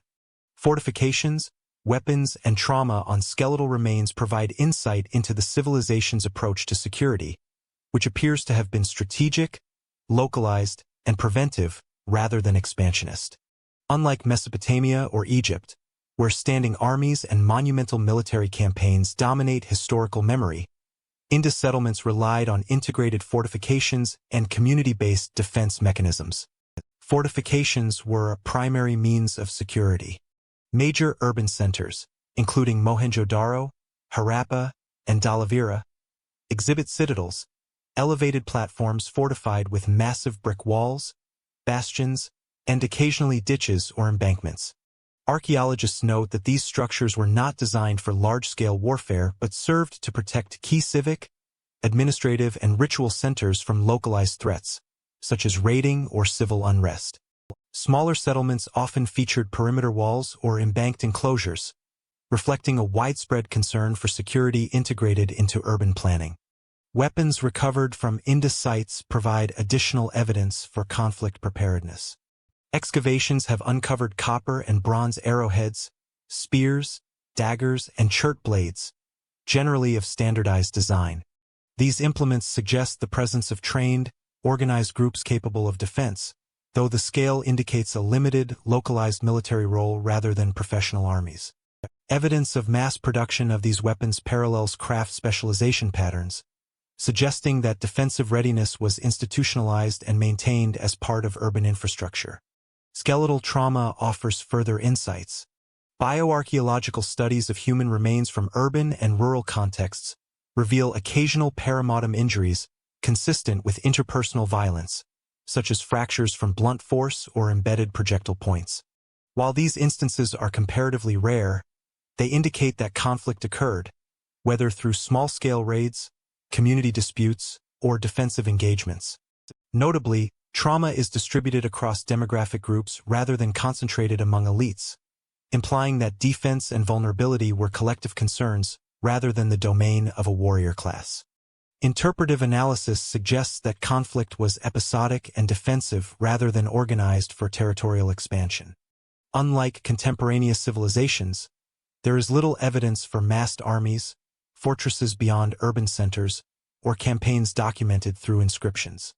Instead, fortifications, weapons, and trauma patterns point to urban societies that prioritized local security, controlled access, and community protection.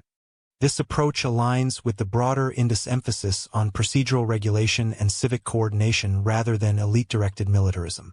Another analytical observation concerns the spatial relationship between urban centers and geography.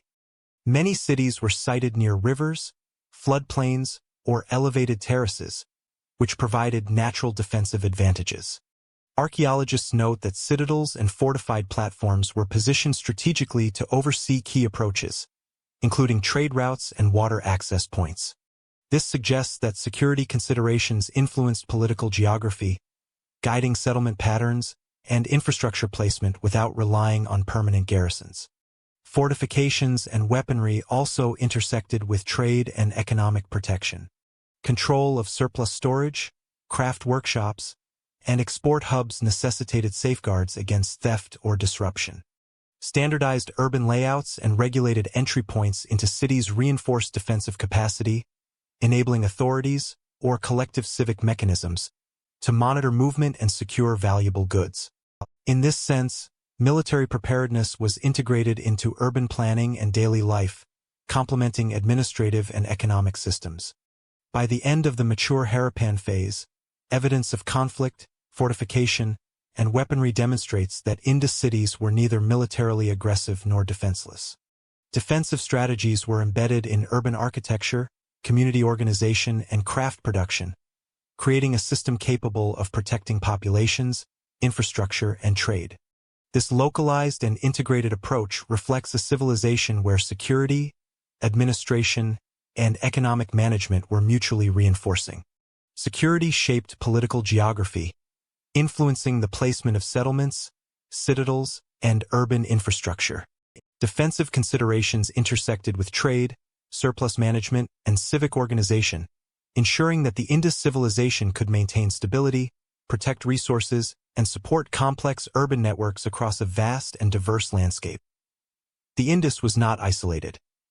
Its cities participated in networks stretching into Central Asia and Iran, shaping economy, culture, and population dynamics. The Indus civilization maintained extensive interaction with neighboring regions, engaging in both trade and demographic exchange across Central Asia, the Iranian Plateau, and the Arabian Peninsula. Archaeological, isotopic, and material evidence indicates that movement of goods, ideas, and people contributed to the civilization's development and urban resilience. Far from being an insular society, Harappan urban centers were nodes in a broader network that encompassed diverse ecological and cultural zones, facilitating both economic and social integration. Material culture demonstrates early connections. Harappan artifacts, including seals, beads, and metal objects, appear at sites in eastern Iran, Bampur Valley, and Turkmenistan, while imports such as lapis lazuli from Afghanistan and turquoise from Iran indicate long-distance resource acquisition. Standardized weights and seals functioned as instruments of trust and identification, enabling transactions across linguistic and cultural boundaries. Archaeologists interpret these patterns as evidence of sustained and coordinated regional interaction, rather than sporadic or opportunistic exchange. Population movement further reinforced connectivity. Bioarchaeological and isotopic studies reveal evidence of individuals born outside local regions residing within Indus urban centers, suggesting migration and integration. These migrants likely contributed specialized skills, participated in trade networks, or joined craft workshops. Settlement patterns indicate that such demographic mobility was tolerated and perhaps institutionalized, facilitating knowledge transfer, technological diffusion, and urban cohesion. Interaction with Iran and Central Asia also encompassed technological and cultural exchange. Metallurgical techniques, pottery styles, and symbolic motifs exhibit similarities across these regions, indicating adaptation and incorporation of external innovations into Harappan material culture.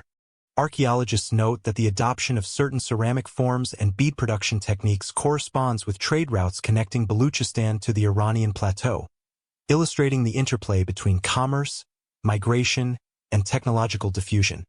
Another interpretive insight concerns the ecological and economic implications of regional interaction. The importation of raw materials such as copper, tin, and semi-precious stones was critical for sustaining craft production, trade, and urban infrastructure. Similarly, exchange of surplus agricultural products and manufactured goods allowed cities to mitigate local environmental limitations and diversify economic resources. These interactions highlight the Indus civilization's capacity to integrate distant ecological zones into a cohesive economic network. Migration and interregional contact also had social and political dimensions. The presence of foreign traders, artisans, and possibly diplomatic envoys required administrative mechanisms for regulation, monitoring, and conflict resolution.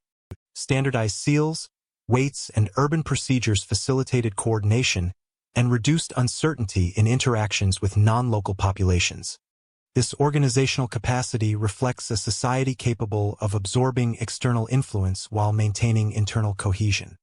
By the end of the mature Harappan period, interaction with Central Asia and Iran was well established, encompassing trade, population mobility, and technological exchange. These connections reinforce the economic and cultural resilience of urban centers, providing access to critical resources, specialized knowledge, and broader networks of exchange. Archaeological evidence demonstrates that such interregional engagement was systematic, standardized, and sustained over several centuries. External pressures intensified over time, including shifts in resource availability, climatic variation, and demographic movement. The integration of regional networks allowed Harappan cities to respond to these challenges, but it also exposed urban centers to vulnerabilities from environmental fluctuation, trade disruption, and social stress. The cumulative effect of these pressures influenced political organization, economic strategies, and, ultimately, the trajectory of the civilization. Collapse left no battlefield. The archaeological record provides little evidence of foreign conquest or military overthrow in the Indus civilization. Unlike contemporaneous civilizations such as Mesopotamia or Egypt, where conquest and regime change are documented through inscriptions, royal tombs, or destruction layers, the Indus Valley exhibits remarkable continuity in urban planning, craft production, and settlement patterns throughout the mature Harappan period. Excavations at Mohenjo-daro, Harappa, Dhalavira, and surrounding settlements show no stratigraphic evidence of widespread destruction consistent with external invasion, such as burned citadels, mass graves, or abrupt abandonment layers. This absence challenges traditional models that posit sudden external conquest as a driver of decline. Archaeological continuity is evident in multiple domains. Urban layouts, standardized brick sizes, and drainage infrastructure persist without interruption until the late Harappan period.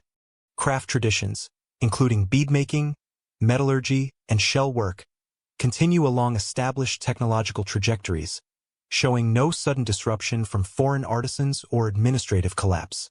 Settlement hierarchies remain largely intact, with minor regional variations reflecting internal demographic shifts rather than external imposition.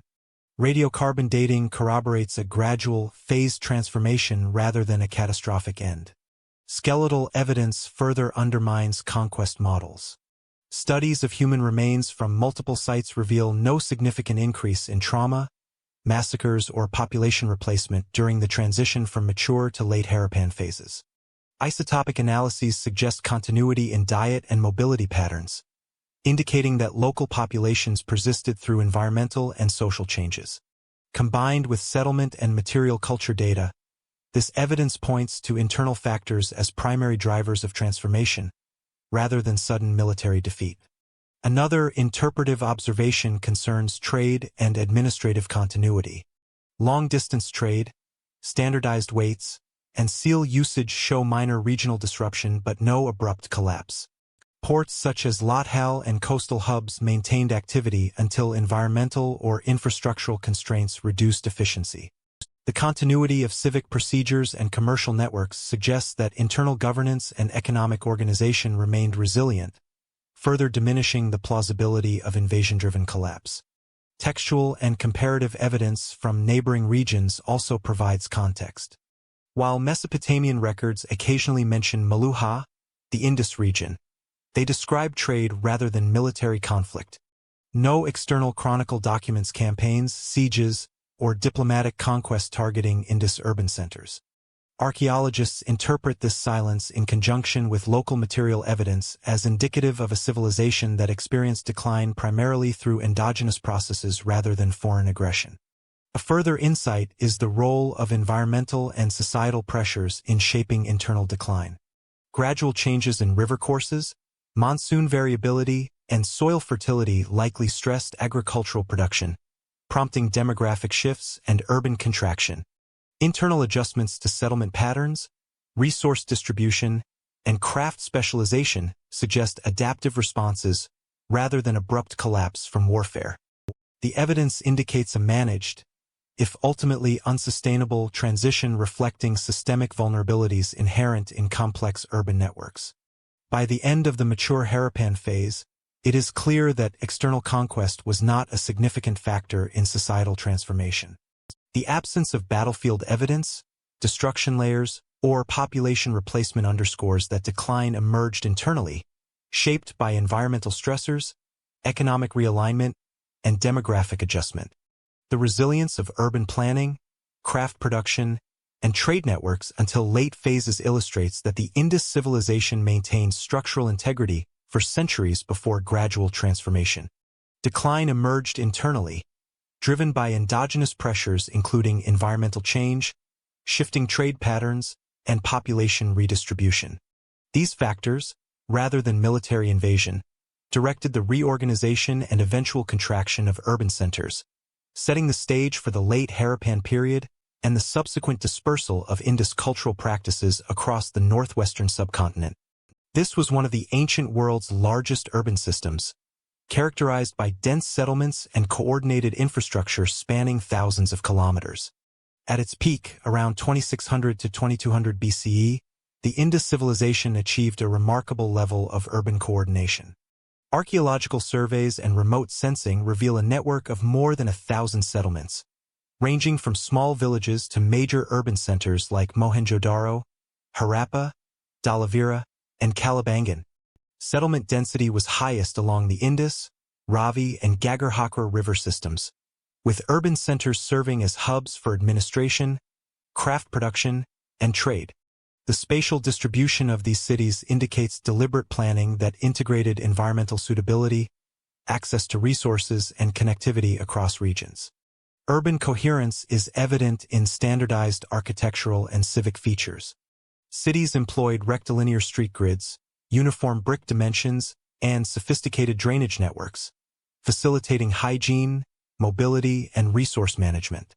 Citadel lower town divisions, elevated platforms, and public granaries reflect centralized coordination of urban functions without reliance on identifiable monarchic authority. Archaeological evidence demonstrates that these features were consistently applied across geographically dispersed sites, indicating system-wide communication, technical standardization, and shared civic norms. Population estimates at major urban centers suggest tens of thousands of residents, while regional settlements supported additional hundreds of thousands, producing a total population that may have exceeded 5 million at the civilization's height.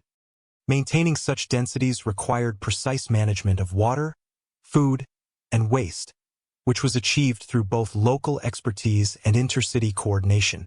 Granaries, wells, reservoirs, and field layouts were aligned with river systems and flood cycles, demonstrating integration of environmental knowledge into urban design.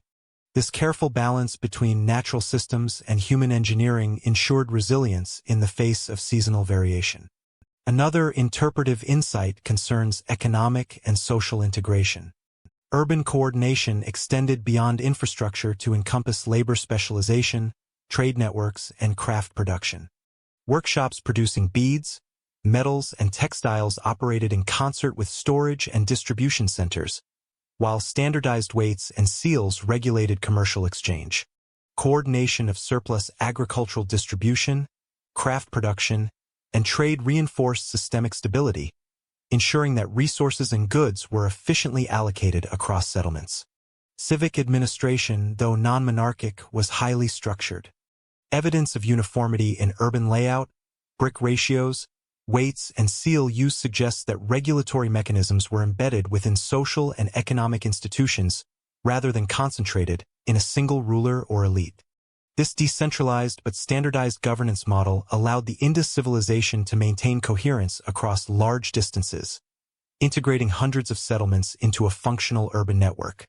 Such integration demonstrates that stability in complex societies can arise from institutional coordination rather than hierarchical authority. Environmental adaptation further reinforced systemic stability. Cities and fields were positioned to optimize access to water while minimizing flood risk. Reservoirs, wells, and canal systems allowed for controlled irrigation, while construction techniques mitigated damage from seasonal inundation. Archaeological and geomorphological studies indicate that urban centers were responsive to gradual environmental changes, adjusting settlement patterns and agricultural strategies to maintain resource security. This dynamic responsiveness contributed to the civilization's long-term resilience. By the end of this peak phase, the Indus civilization had established one of the earliest large-scale urban networks in human history. Settlement density, standardized infrastructure, coordinated labor, and integrated economic networks demonstrate a level of systemic organization that enabled sustained urban life across diverse ecological and geographic zones.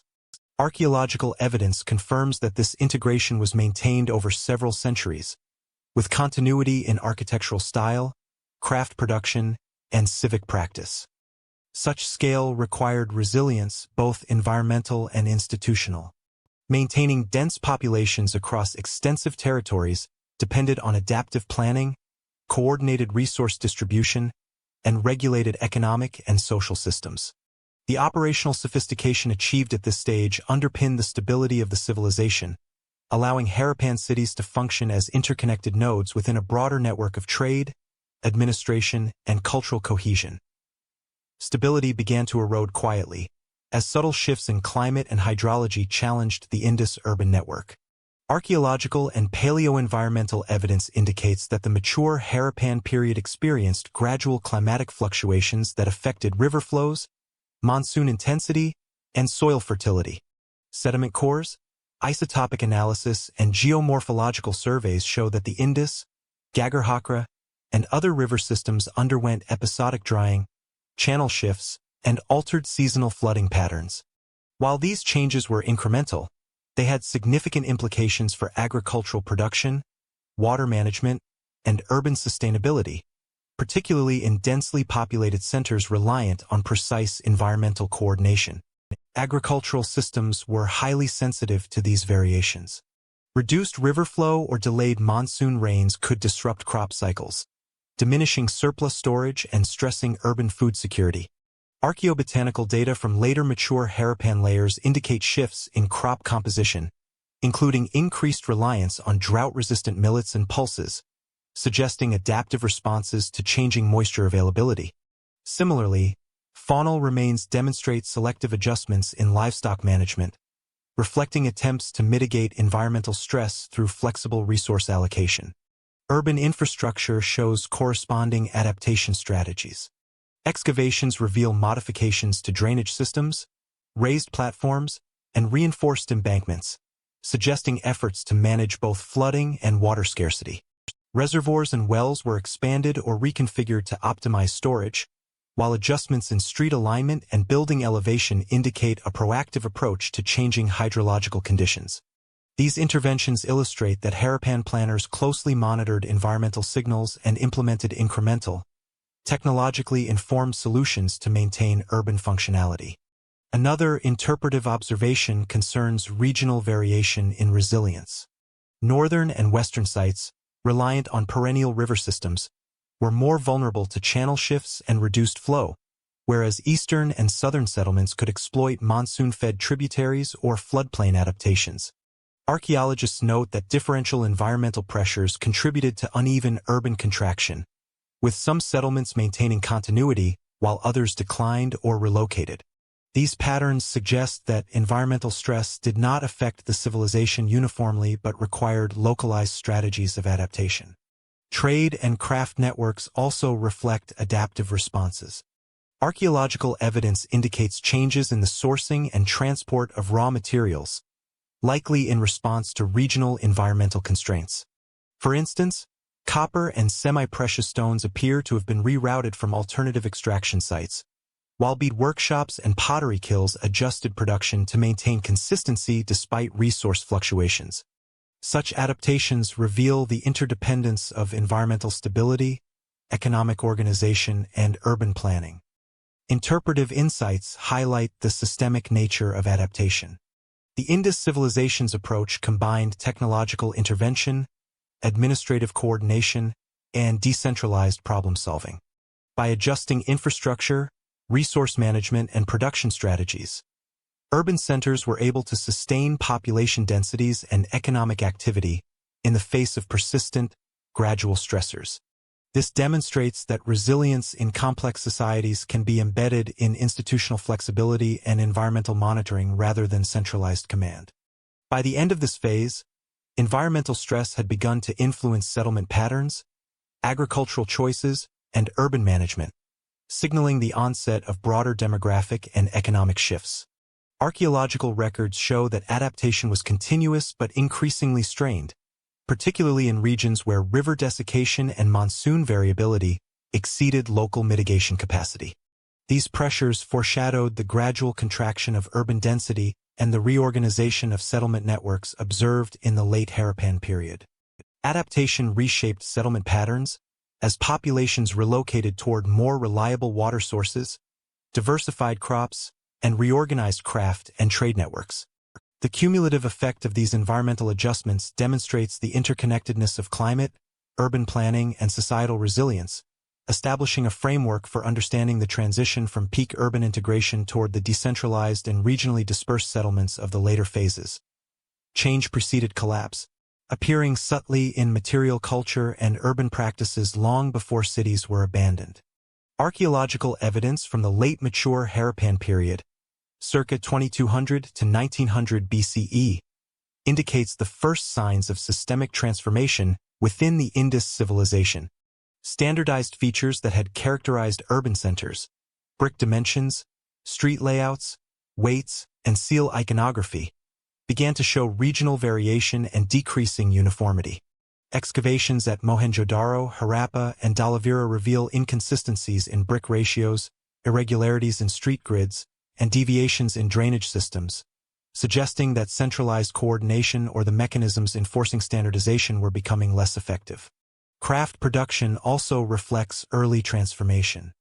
Workshops exhibit reduced technical precision in beadmaking, metallurgy, and shell work, and the distribution of uniform weights and seals becomes increasingly sporadic. Archaeologists interpret these trends as indicative of declining administrative oversight, weaker economic integration, or localized shifts in production priorities. While high-quality craft continued in some urban centers, the overall trend points toward decentralization and fragmentation of previously standardized practices. Settlement patterns provide further evidence of change. Peripheral towns and smaller villages began to expand in relative importance as some major urban centers showed signs of reduced occupancy or functional contraction. Archaeological surveys indicate that previously dense urban populations were redistributing into smaller, less formally organized settlements. This suggests a demographic response to environmental stress, resource pressure, or economic reorientation, reflecting a gradual loosening of the centralized urban network rather than abrupt collapse. Another interpretive insight concerns trade and interregional connectivity. Long-distance exchange of raw materials and finished goods continues but becomes less consistent. Harappan artifacts at Mesopotamian, Dilmun, and Oman sites show lower frequency during this period, implying that commercial networks were adjusting to changing production capacity and local resource pressures. Standardized seals and weights, once critical for maintaining trust across vast trade networks, appear less rigorously applied, indicating erosion of the mechanisms that had underpinned economic cohesion. Social and administrative indicators reinforce this pattern of transformation. Public infrastructure, including granaries, wells, and drainage systems, exhibits signs of neglect or partial disuse. Citadel construction and fortification maintenance decline in some centers, suggesting a reduction in centralized oversight and collective investment in urban order. These shifts may reflect both environmental pressures and evolving socio-political arrangements, where local communities assumed more responsibility for daily administration in the absence of coordinated urban governance. Environmental factors continue to exert influence. Evidence of river channel shifts, declining monsoon reliability, and soil degradation persisted through this period, compelling adaptive strategies in agriculture, craft, and settlement location. Archaeobotanical data indicate diversification of crops and adjustments in irrigation practices. While these measures reflect resilience, they also signal stress within the broader urban system, as resource management became increasingly localized and responsive to immediate conditions rather than long-term urban planning. By the end of this phase, the Indus civilization exhibited measurable internal transformations. Standardization, previously the hallmark of urban cohesion, was declining, craft production and civic infrastructure displayed regional variation, and settlement patterns were shifting in response to environmental and socio-economic pressures. These changes were subtle and incremental, indicating that the system retained functional integrity even as its coherence weakened. Transformation accelerated after 1900 BCE, setting the stage for the late Harappan period. The early signs evident in material culture, urban layout, and trade networks illustrate that the Indus civilization's contraction was not abrupt or catastrophic, but the result of prolonged internal adjustments, environmental adaptation, and evolving social structures. This gradual transformation underscores the resilience and complexity of one of the ancient world's earliest urban societies. The rivers moved and cities followed, as environmental transformation reshaped the Indus heartland. By the late mature Harappan period, circa 1900 to 1700 BCE, paleoenvironmental and geomorphological studies indicate significant climate and hydrological shifts that directly affected urban centers. Sediment cores, isotopic records, and paleoclimate reconstructions reveal weakening of the South Asian monsoon, reduced rainfall, and progressive desiccation of river channels, particularly the Ghaggar-Hakra system often associated with the Sarasvati River. These changes disrupted perennial water supply, undermined agricultural productivity, and diminished the reliability of long-distance irrigation systems that had sustained dense urban populations for centuries. River dynamics were central to urban location and stability. Major cities such as Mohenjo-daro, Harappa, and Dhalavira were positioned along rivers to exploit alluvial soil fertility and facilitate transportation of goods. As channels shifted or dried, formerly advantageous sites became less sustainable. Archaeological surveys show evidence of abandoned canals, silted reservoirs, and poorly maintained drainage networks, reflecting attempts to cope with changing water availability. These physical disruptions forced communities to adjust settlement patterns, relocate population clusters, and revise agricultural strategies to match the altered hydrological landscape. Agriculture, the foundation of urban surplus, was particularly sensitive to these environmental stresses. Reduced monsoon intensity led to lower crop yields and increased reliance on drought-resistant grains such as millets and pulses. Archaeobotanical evidence indicates a decline in wheat and barley cultivation in certain regions, while crop diversification became necessary to sustain food security. Decreasing agricultural reliability strained surplus production, reduced labor specialization, and undermined the economic base that supported craft production, trade, and urban infrastructure. Another interpretive observation concerns demographic responses. Settlement surveys indicate partial depopulation of major urban centers, with movement towards smaller, riverine, or flood-protected sites. Peripheral villages, once subordinate to urban hubs, gained prominence as populations redistributed. This pattern demonstrates that deurbanization was a gradual, spatially heterogeneous process driven by environmental pressures rather than sudden societal collapse. Archaeological continuity in material culture during this period supports the conclusion that social and economic networks adapted incrementally to changing ecological conditions. Trade networks were also affected. The weakening of river systems disrupted inland transport routes, while reduced agricultural surplus limited the capacity to produce export goods such as carnelian beads, metals, and textiles. Archaeological evidence from Mesopotamian sites shows a decline in Harappan trade objects after 1900 BCE, suggesting that commercial integration was diminishing. Standardized weights and seals, previously central to interregional exchange, appear less consistently applied, reflecting both logistical and economic strain within the broader system. Environmental stress intersected with urban governance and infrastructure. Citadels, granaries, and public water systems show signs of neglect or modification to cope with reduced resource reliability. Urban maintenance decreased as local communities prioritized survival over centralized administration, leading to incremental decay of the complex urban fabric that had defined the civilization. These adaptive responses reveal that environmental factors were central drivers of both urban contraction and systemic transformation. By the end of this phase, climate weakening and river desiccation had initiated the gradual contraction of urban centers, reorganization of settlement networks, and adjustments in economic production. The cumulative effect of these environmental pressures created conditions that undermined the centralized coordination and surplus distribution which had previously sustained dense urban populations. Environmental stress altered economies, shifting the balance between urban and rural life and setting the stage for deurbanization. As water sources became less predictable and agricultural yields declined, populations and economic activity moved toward more resilient locations, triggering the broader structural changes that define the late Harappan period. Cities emptied without destruction, as populations gradually dispersed across the northwestern subcontinent.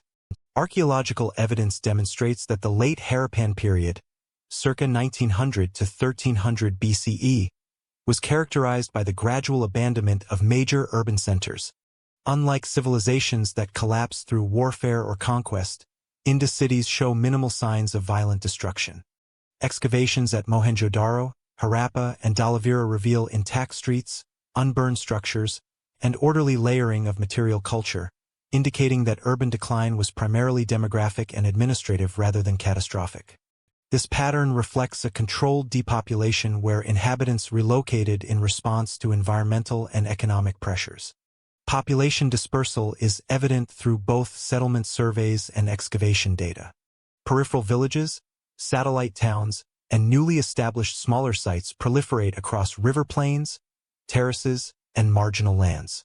These settlements often retain elements of Harappan material culture, including standardized pottery forms, beads, and seals, though with declining uniformity. Such continuity indicates that social practices, craft knowledge, and cultural traditions were maintained even as the centralized urban network weakened, illustrating adaptation rather than societal collapse. Urban infrastructure shows progressive disuse.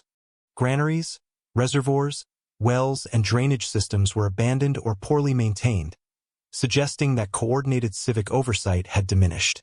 Streets became less regulated, and fortifications fell into disrepair. Archaeologists interpret these changes as consequences of population movement and economic reorientation.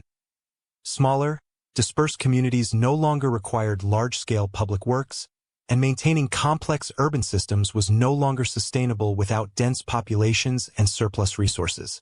Another interpretive observation concerns craft production and trade.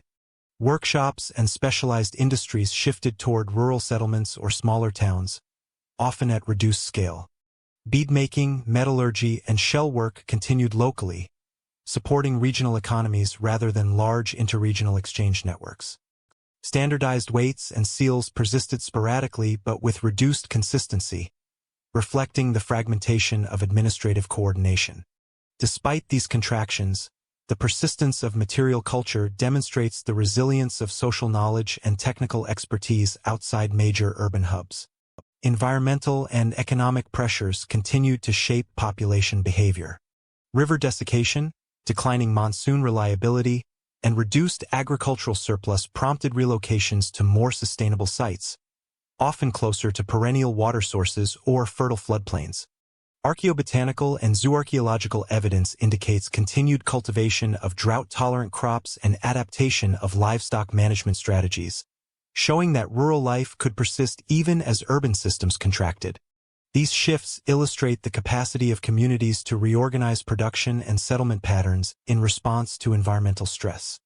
Settlement patterns also reveal continuity in social organization. Residential layouts in late Harappan villages retained basic planning principles derived from urban experience, such as compartmentalized housing, community wells, and modest streets. Public and ritual spaces were simplified but remained present, suggesting that civic norms and cultural identity endured despite population dispersal. This continuity highlights the adaptive strategies employed by communities to sustain social cohesion outside the constraints of large cities. By the end of this phase, urban centers had largely emptied, marking the transition from dense, coordinated city networks to a dispersed rural landscape. The orderly nature of abandonment, combined with material and social continuity, confirms that deurbanization was a managed process influenced by environmental, economic, and administrative factors rather than external conquest or sudden collapse. Rural life persisted, sustaining agricultural production, craft traditions, and cultural practices. The population shift set the stage for late Harappan regional cultures, where smaller, locally integrated settlements continued the legacy of the Indus civilization in a decentralized form, maintaining the knowledge, material culture, and organizational principles that had underpinned urban success for centuries. The civilization did not vanish. Elements of Harappan culture persisted long after the cities were abandoned. Archaeological research demonstrates that the decline of urban centers did not equate to the disappearance of the Indus cultural framework. Late Harappan communities, emerging around 1700 to 1300 BCE, maintained numerous aspects of material culture, craft practices, and social organization, even as populations dispersed into smaller settlements across the northwestern subcontinent. Excavations at sites such as Rungpur, Rupar, and Mehrgarh reveal continuity in pottery forms, beadwork, seals, and household layouts, indicating that cultural knowledge was transmitted across generations despite the loss of centralized urban authority. Craft and technology persisted in decentralized contexts. Beadmaking, shell work, copper metallurgy, and standardized ceramics continued, though at reduced scale and with minor regional variation. Analysis of production techniques demonstrates that artisans retained technical expertise and skill continuity, supporting local economies and sustaining interregional connections on a smaller, more flexible scale. The survival of craft traditions illustrates how technological and cultural practices can endure even in the absence of dense urban networks or centralized administration. Symbolic and ritual continuity is evident as well. Late Harappan sites exhibit small-scale ritual structures, terracotta figurines, and continuity in iconographic motifs, including animal depictions and geometric designs. While monumental features like the Great Bath or citadels are absent, the persistence of these cultural markers indicates that communal belief systems and social identity remained influential. Archaeologists interpret these features as evidence that societal values, ritual practice, and symbolic language were adaptable and maintained at the village or regional level. Another interpretive insight concerns trade and interaction. Although large-scale long-distance commerce diminished, local and regional networks persisted. Small-scale exchange of beads, metals, and agricultural goods continued, linking late Harappan settlements and facilitating the diffusion of cultural and technological knowledge. This decentralized trade system suggests that economic and social integration could survive in modified forms, reinforcing cultural continuity and resilience beyond the urban context. Environmental adaptation continued to shape settlement patterns and material culture. Communities developed new strategies for water management, crop selection, and craft production in response to river shifts and monsoon variability. Archaeobotanical evidence indicates sustained cultivation of drought-resistant cereals, pulses, and other adaptable crops. Settlement layouts adapted to smaller populations and changing hydrological conditions, demonstrating a capacity for environmental responsiveness while retaining foundational urban knowledge. Social organization maintained elements of hierarchy and labor specialization, albeit on a reduced scale. Residential clusters exhibit planning principles derived from urban experience, including compartmentalized spaces and communal facilities. Craft specialists operated within localized production centers, maintaining skill transmission and economic function. These patterns indicate that institutional knowledge, technical skill, and community coordination continued to structure social life even in dispersed rural settings. By the end of the late Harappan period, around 1300 BCE, the Indus cultural tradition had transformed from a dense urban network to a decentralized constellation of villages and regional centers. Archaeological continuity in material culture, technology, and ritual practice demonstrates that the civilization's intellectual, technical, and social frameworks endured beyond the decline of cities. These communities preserved knowledge systems that would influence subsequent cultures across South Asia. Its legacy endured beyond cities, forming the foundation for early historic cultures in the northwestern subcontinent. Elements of Harappan craft, urban planning principles, iconography, and administrative techniques were adapted and integrated into emerging societies, contributing to the development of post-Harappan polities and early Vedic settlements. The resilience of these cultural practices underscores the continuity of human adaptation, demonstrating that urban decline does not necessarily entail the disappearance of societal knowledge or identity. The Indus lived on quietly, leaving traces of technology, craft, and cultural practice that persisted long after urban centers faded. Archaeological and ethnographic studies indicate that technological and cultural innovations developed during the Indus civilization persisted in post-urban societies across the northwestern subcontinent. Agricultural practices, craft production, and settlement organization exhibit continuity from the late Harappan period into early historic contexts. Crop cultivation strategies, irrigation techniques, and animal husbandry methods reflect adaptations initiated during the mature Harappan phase, demonstrating that technical knowledge was preserved and transmitted across generations even as cities disappeared. In agriculture, late Harappan communities continued to cultivate wheat, barley, millets, and pulses, applying irrigation and water management strategies developed during the urban period.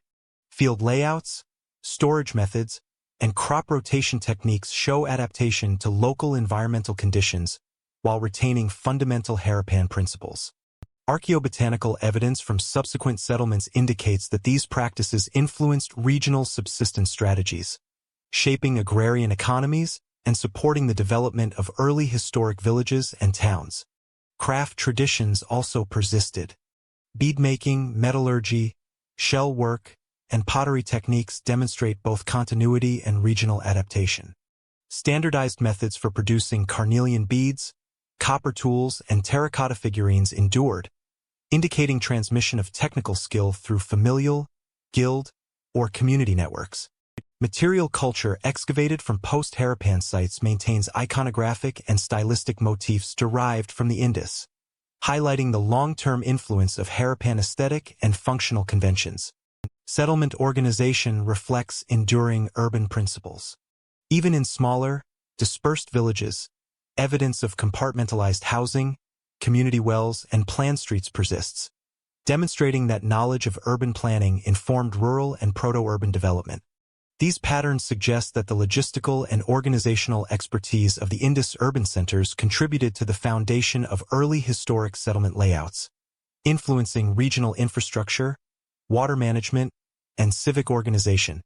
Another interpretive observation concerns trade and craft specialization. While large-scale long-distance commerce declined after urban collapse, regional exchange networks continued to facilitate movement of materials and knowledge. Small workshops and craft centers operated within village contexts, producing goods for local and regional consumption. This continuity ensured that Harappan technological and cultural practices remained relevant and adaptable to shifting economic and social conditions, maintaining a functional legacy even in decentralized contexts. Material and symbolic elements also survived. Pottery styles, seal motifs, and iconographic traditions persisted in modified forms, providing continuity in visual culture and social expression. Terracotta figurines and geometric motifs appear consistently in post-urban contexts, indicating sustained symbolic and ritual practices rooted in the Indus tradition. These elements reinforced cultural identity and social cohesion in the absence of centralized authority, demonstrating that intangible aspects of civilization can endure independently of urban infrastructure. By the end of this phase, technological, economic, and cultural practices developed during the Indus civilization had diffused into succeeding societies. Knowledge of agriculture, craft production, settlement planning, and symbolic expression persisted, supporting continuity in regional lifeways and influencing the early historic cultural landscape. Legacy shaped later societies, providing the material, technical, and organizational foundations upon which post-Harappan and early historic communities built. The persistence of Indus innovations highlights the enduring impact of one of the ancient world's most sophisticated urban civilizations, demonstrating that its contributions continued to structure daily life, craft, and social organization long after the decline of cities. History resists simple explanations, especially regarding the interactions between the Indus civilization and emerging Indo-Aryan groups. The question of Indo-Aryan migration or cultural interaction with the late Harappan population has been a central debate in South Asian archaeology and linguistics. Traditional models, proposed in the 19th and 20th centuries, posited large-scale migrations of Indo-European-speaking peoples into the subcontinent after 1500 BCE, which were thought to have displaced or replaced the Harappan cultural landscape. However, recent archaeological, linguistic, and genetic research complicates this narrative, suggesting a more nuanced process of interaction rather than abrupt replacement. Material evidence indicates continuity in settlements, agriculture, and craft traditions between late Harappan sites and subsequent early Vedic communities. Pottery styles, terracotta figurines, and regional architecture demonstrate both adoption and adaptation of Harappan cultural elements. Archaeologists interpret this continuity as evidence that local populations contributed significantly to the formation of early Indo-Aryan cultural expressions, challenging earlier assumptions of wholesale population replacement. Linguistic and textual evidence further informs these debates. The earliest Sanskrit texts describe geographic regions that correspond to areas once occupied by late Harappan settlements. While the Indo-Aryan languages are associated with migrations from Central Asia, the process appears gradual and multi-layered, with interactions, intermarriage, and cultural exchange between incoming groups and existing populations. This interaction likely facilitated the transmission of technology, agricultural knowledge, and social practices derived from Harappan culture into emerging Indo-Aryan societies. Genetic studies complement archaeological and linguistic data. Ancient DNA analysis from northwestern South Asia indicates population continuity across the Harappan-Vedic transition, with admixture events reflecting incoming gene flow rather than large-scale demographic replacement. These findings suggest that late Harappan communities were not displaced en masse but integrated with incoming groups over several centuries, supporting models of gradual cultural synthesis rather than abrupt migration-driven transformation. Another interpretive insight concerns the selective adoption of Indus innovations. Agricultural practices, craft techniques, and urban-derived organizational knowledge were incorporated into early Indo-Aryan settlements. Standardized weights, irrigation methods, and craft skills persisted in modified forms, demonstrating that Harappan technical and social frameworks influenced emerging cultural systems. This selective continuity illustrates the capacity of societies to absorb external influences while maintaining foundational traditions. Archaeological debates continue regarding the timing, scale, and nature of Indo-Aryan interaction. Some scholars emphasize limited mobility of small elite groups influencing local populations, while others propose more extensive regional movement. The lack of clear evidence for violent conquest aligns with the broader pattern of gradual integration observed in late Harappan settlements. This measured, evidence-based perspective reframes the interaction as a complex, multi-generational process shaped by both cultural and environmental factors. By the end of this period, it is evident that the interface between late Harappan communities and Indo-Aryan groups was dynamic and multifaceted. Archaeological continuity, linguistic adaptation, and genetic evidence indicate significant local contribution to emerging cultural formations, alongside gradual incorporation of external elements. The result was a blended cultural landscape in which Harappan legacies persisted even as new social and linguistic identities developed. Modern scholarship reframes these debates, emphasizing continuity, adaptation, and synthesis rather than abrupt migration or cultural replacement. This approach underscores the complexity of historical processes and the need to integrate multiple lines of evidence when reconstructing the long-term impact of the Indus civilization on South Asian history. The Indus was rediscovered beneath the soil, revealing a civilization lost to history for millennia. Modern knowledge of the Indus civilization began in the 1920s with systematic archaeological excavations at Harappa and Mohenjo-daro, led by archaeologists such as Sir John Marshall and Daya Ram Sani. Prior to these efforts, scattered artifacts and local accounts hinted at an ancient urban culture, but it was the careful stratigraphic excavation, mapping, and documentation of these sites that revealed the extent and sophistication of the civilization. Excavations uncovered grid-pattern streets, standardized bricks, granaries, drainage systems, and residential structures, confirming the existence of complex urban centers previously unknown in the Indian subcontinent. Subsequent fieldwork expanded knowledge of regional diversity and cultural phases.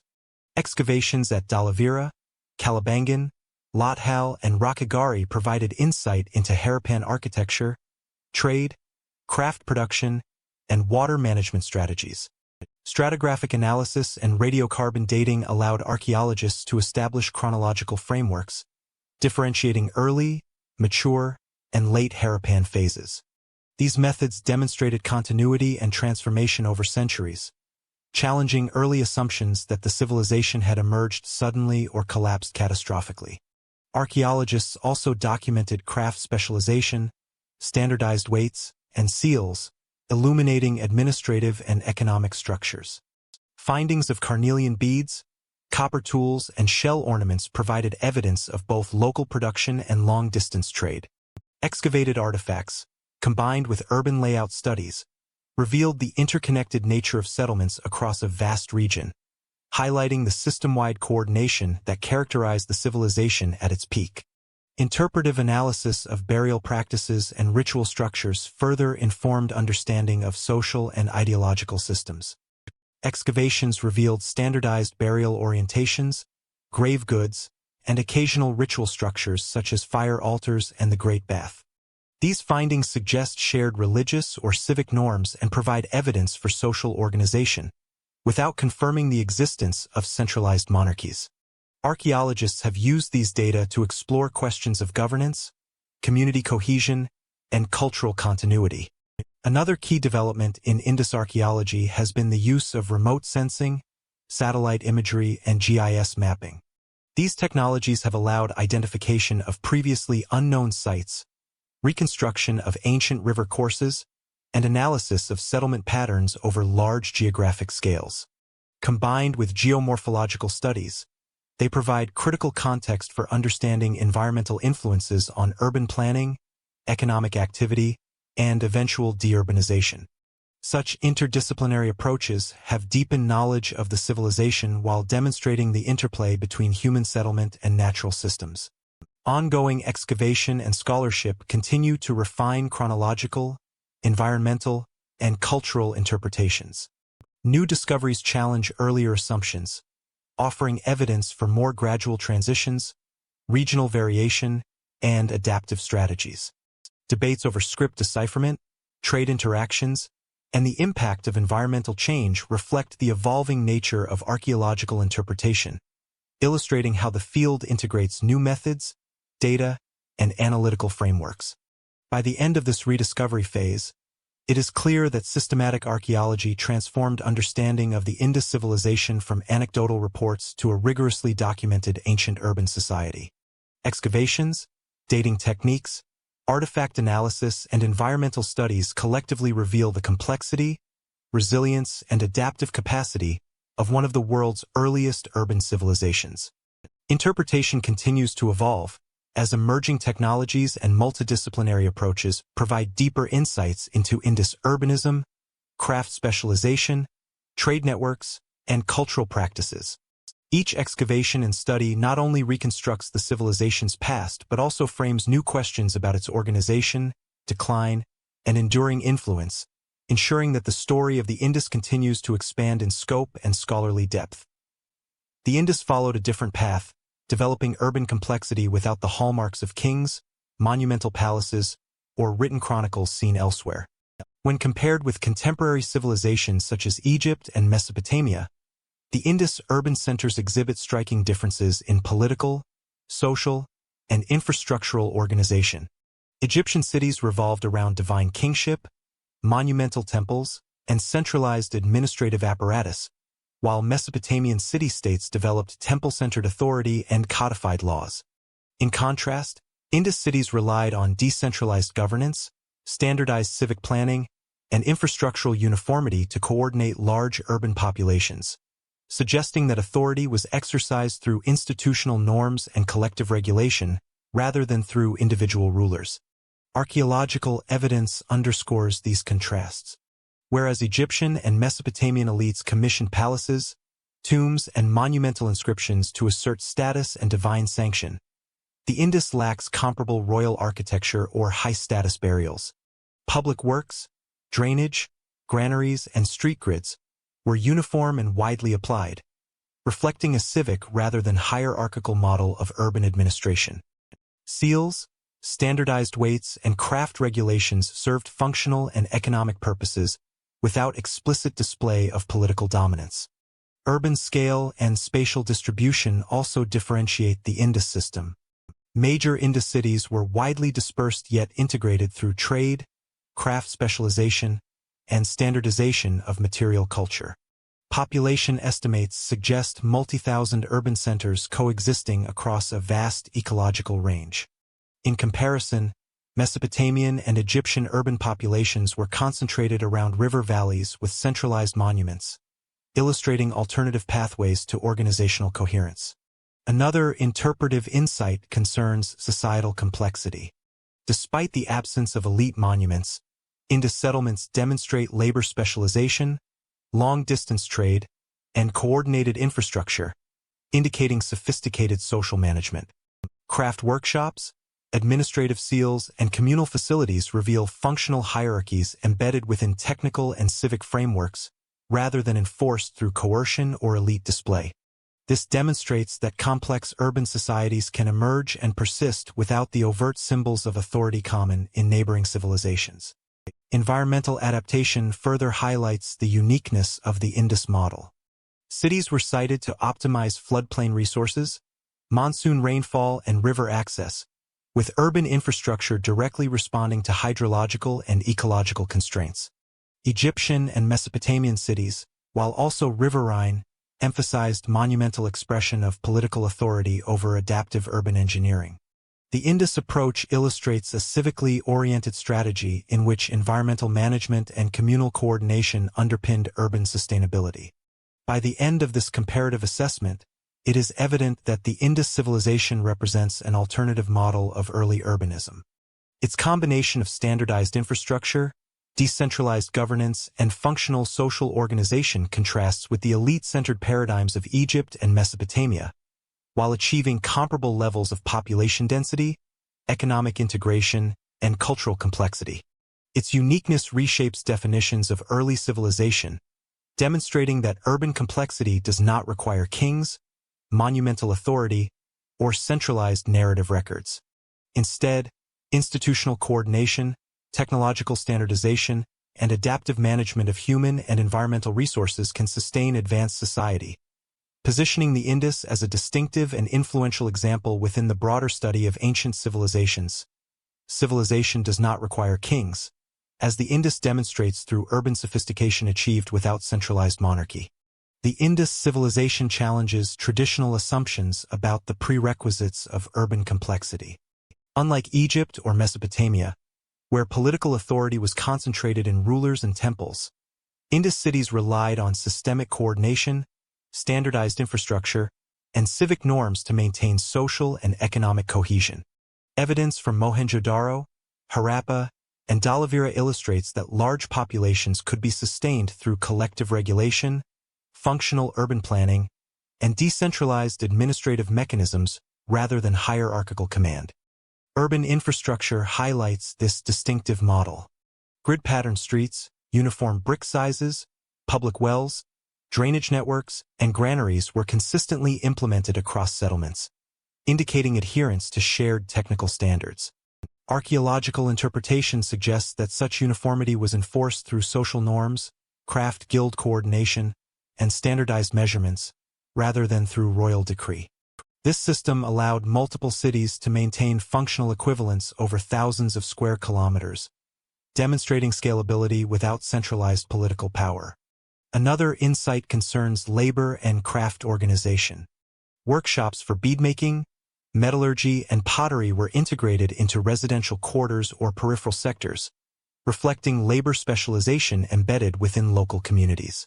Evidence indicates that technical expertise, production standards, and distribution networks were maintained collectively, emphasizing functional hierarchy over social hierarchy. The absence of monumental elite buildings implies that authority operated through institutional frameworks and civic participation rather than personal prestige. Trade and economic integration further reveal non-monarchical complexity. Standardized weights and seals facilitated long-distance commerce with Mesopotamia, Oman, and the Arabian Peninsula. This economic coordination depended on adherence to technical and procedural norms, illustrating how decentralized systems can sustain large-scale interaction. Importantly, continuity in craft and trade persisted even as urban centers declined, reflecting systemic resilience independent of centralized rulers. Environmental adaptation also underscores the Indus urban model. Settlement placement, water management, and flood mitigation were coordinated across communities, integrating ecological knowledge into urban planning. This demonstrates that environmental stewardship was institutionalized and operational rather than symbolic, allowing cities to thrive in flood-prone and monsoon-dependent landscapes. These practices exemplify functional sophistication achieved without elite control. By the end of this phase, the Indus civilization provides a paradigm for understanding alternative forms of urban complexity. Standardized infrastructure, labor organization, economic integration, and environmental management collectively sustained urban life, highlighting that hierarchical monarchy is not a prerequisite for large-scale social coordination. Lessons extend beyond antiquity, informing contemporary discussions on urban planning, governance, and resilience.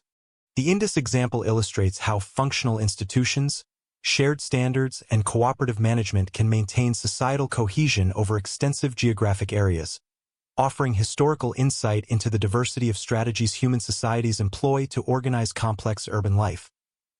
The Indus remains partially unread, but clearly understood, offering insights into urbanism, social organization, and human adaptability. Scholarly consensus recognizes the Indus civilization as one of the earliest complex urban societies, remarkable for its technological, economic, and social sophistication. Evidence from urban planning, standardized infrastructure, craft specialization, and trade networks demonstrates that the civilization achieved high degrees of coordination without centralized monarchy.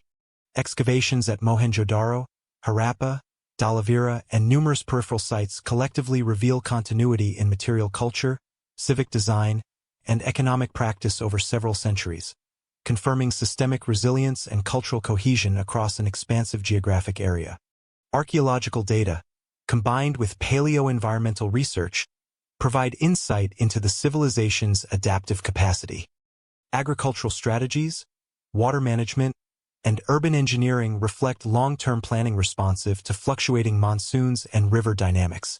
Craft production and trade systems reveal integration at both local and interregional scales. Even during decline, evidence indicates gradual adaptation rather than abrupt collapse, demonstrating that resilience and transformation were embedded in institutional norms and communal practice. Interpretive analysis emphasizes the Indus civilization's distinctive model of social complexity. Unlike contemporary Egyptian or Mesopotamian societies, hierarchical authority appears limited, with governance expressed through standardization, civic infrastructure, and collective adherence to technical and procedural norms. Urban centers were functionally integrated, yet maintained decentralized mechanisms of coordination, illustrating that early civilizations could sustain population density, economic specialization, and cultural cohesion without centralized rulership. the unresolved questions remain substantial. The Indus script remains undeciphered, leaving political, religious, and administrative structures only partially understood. The nature of social hierarchy, decision-making processes, and internal political organization continues to be debated, as does the precise role of environmental change in the decline of urban centers. Additionally, the interaction between late Harappan populations and incoming Indo-Aryan groups is still interpreted through competing archaeological, linguistic, and genetic evidence. These uncertainties highlight the limits of current knowledge while emphasizing the value of interdisciplinary research for reconstructing complex historical processes. Another interpretive insight concerns legacy and influence. The continuity of craft traditions, agricultural techniques, settlement organization, and symbolic motifs into post-urban and early historic societies illustrates the civilization's long-term impact. Despite urban contraction, Harappan technical, social, and cultural frameworks informed emerging societies in the northwestern subcontinent, demonstrating that knowledge systems and institutional practices can endure beyond the lifespan of dense urban networks. By the conclusion of scholarly assessment, the Indus civilization is both distinct and foundational. Its urban achievements, decentralized governance, technological standardization, and adaptive strategies contribute to a broader understanding of early human civilization. The civilization's endurance and influence, even as urban centers declined, illustrate how systemic organization and cultural transmission shape historical trajectories over millennia. Designed for academically inclined audiences, these conclusions synthesize evidence while maintaining clarity, balance, and chronological precision. The Indus civilization remains partially unread, yet the cumulative archaeological and environmental record provides a coherent picture of its complexity, resilience, and enduring legacy. This evidence-based perspective reinforces the civilization's place among the ancient world's most innovative and influential urban societies, offering both a model of early urbanism and a framework for understanding human adaptability in dynamic environments. If you found this exploration of the Indus civilization insightful, subscribe to Nightfall History to continue uncovering the full stories of ancient peoples and empires. Hit the notification bell to stay updated on deep, evidence-based documentaries that examine the rise, peak, and legacy of the world's most fascinating civilizations. For viewers seeking even more context, explore our curated playlists: Lost Worlds Legends to fall asleep, People's Tribes to fall asleep, and Rise Rule to fall asleep, each offering immersive, academically rigorous narratives designed for curious minds. Settle in and let history guide you through time.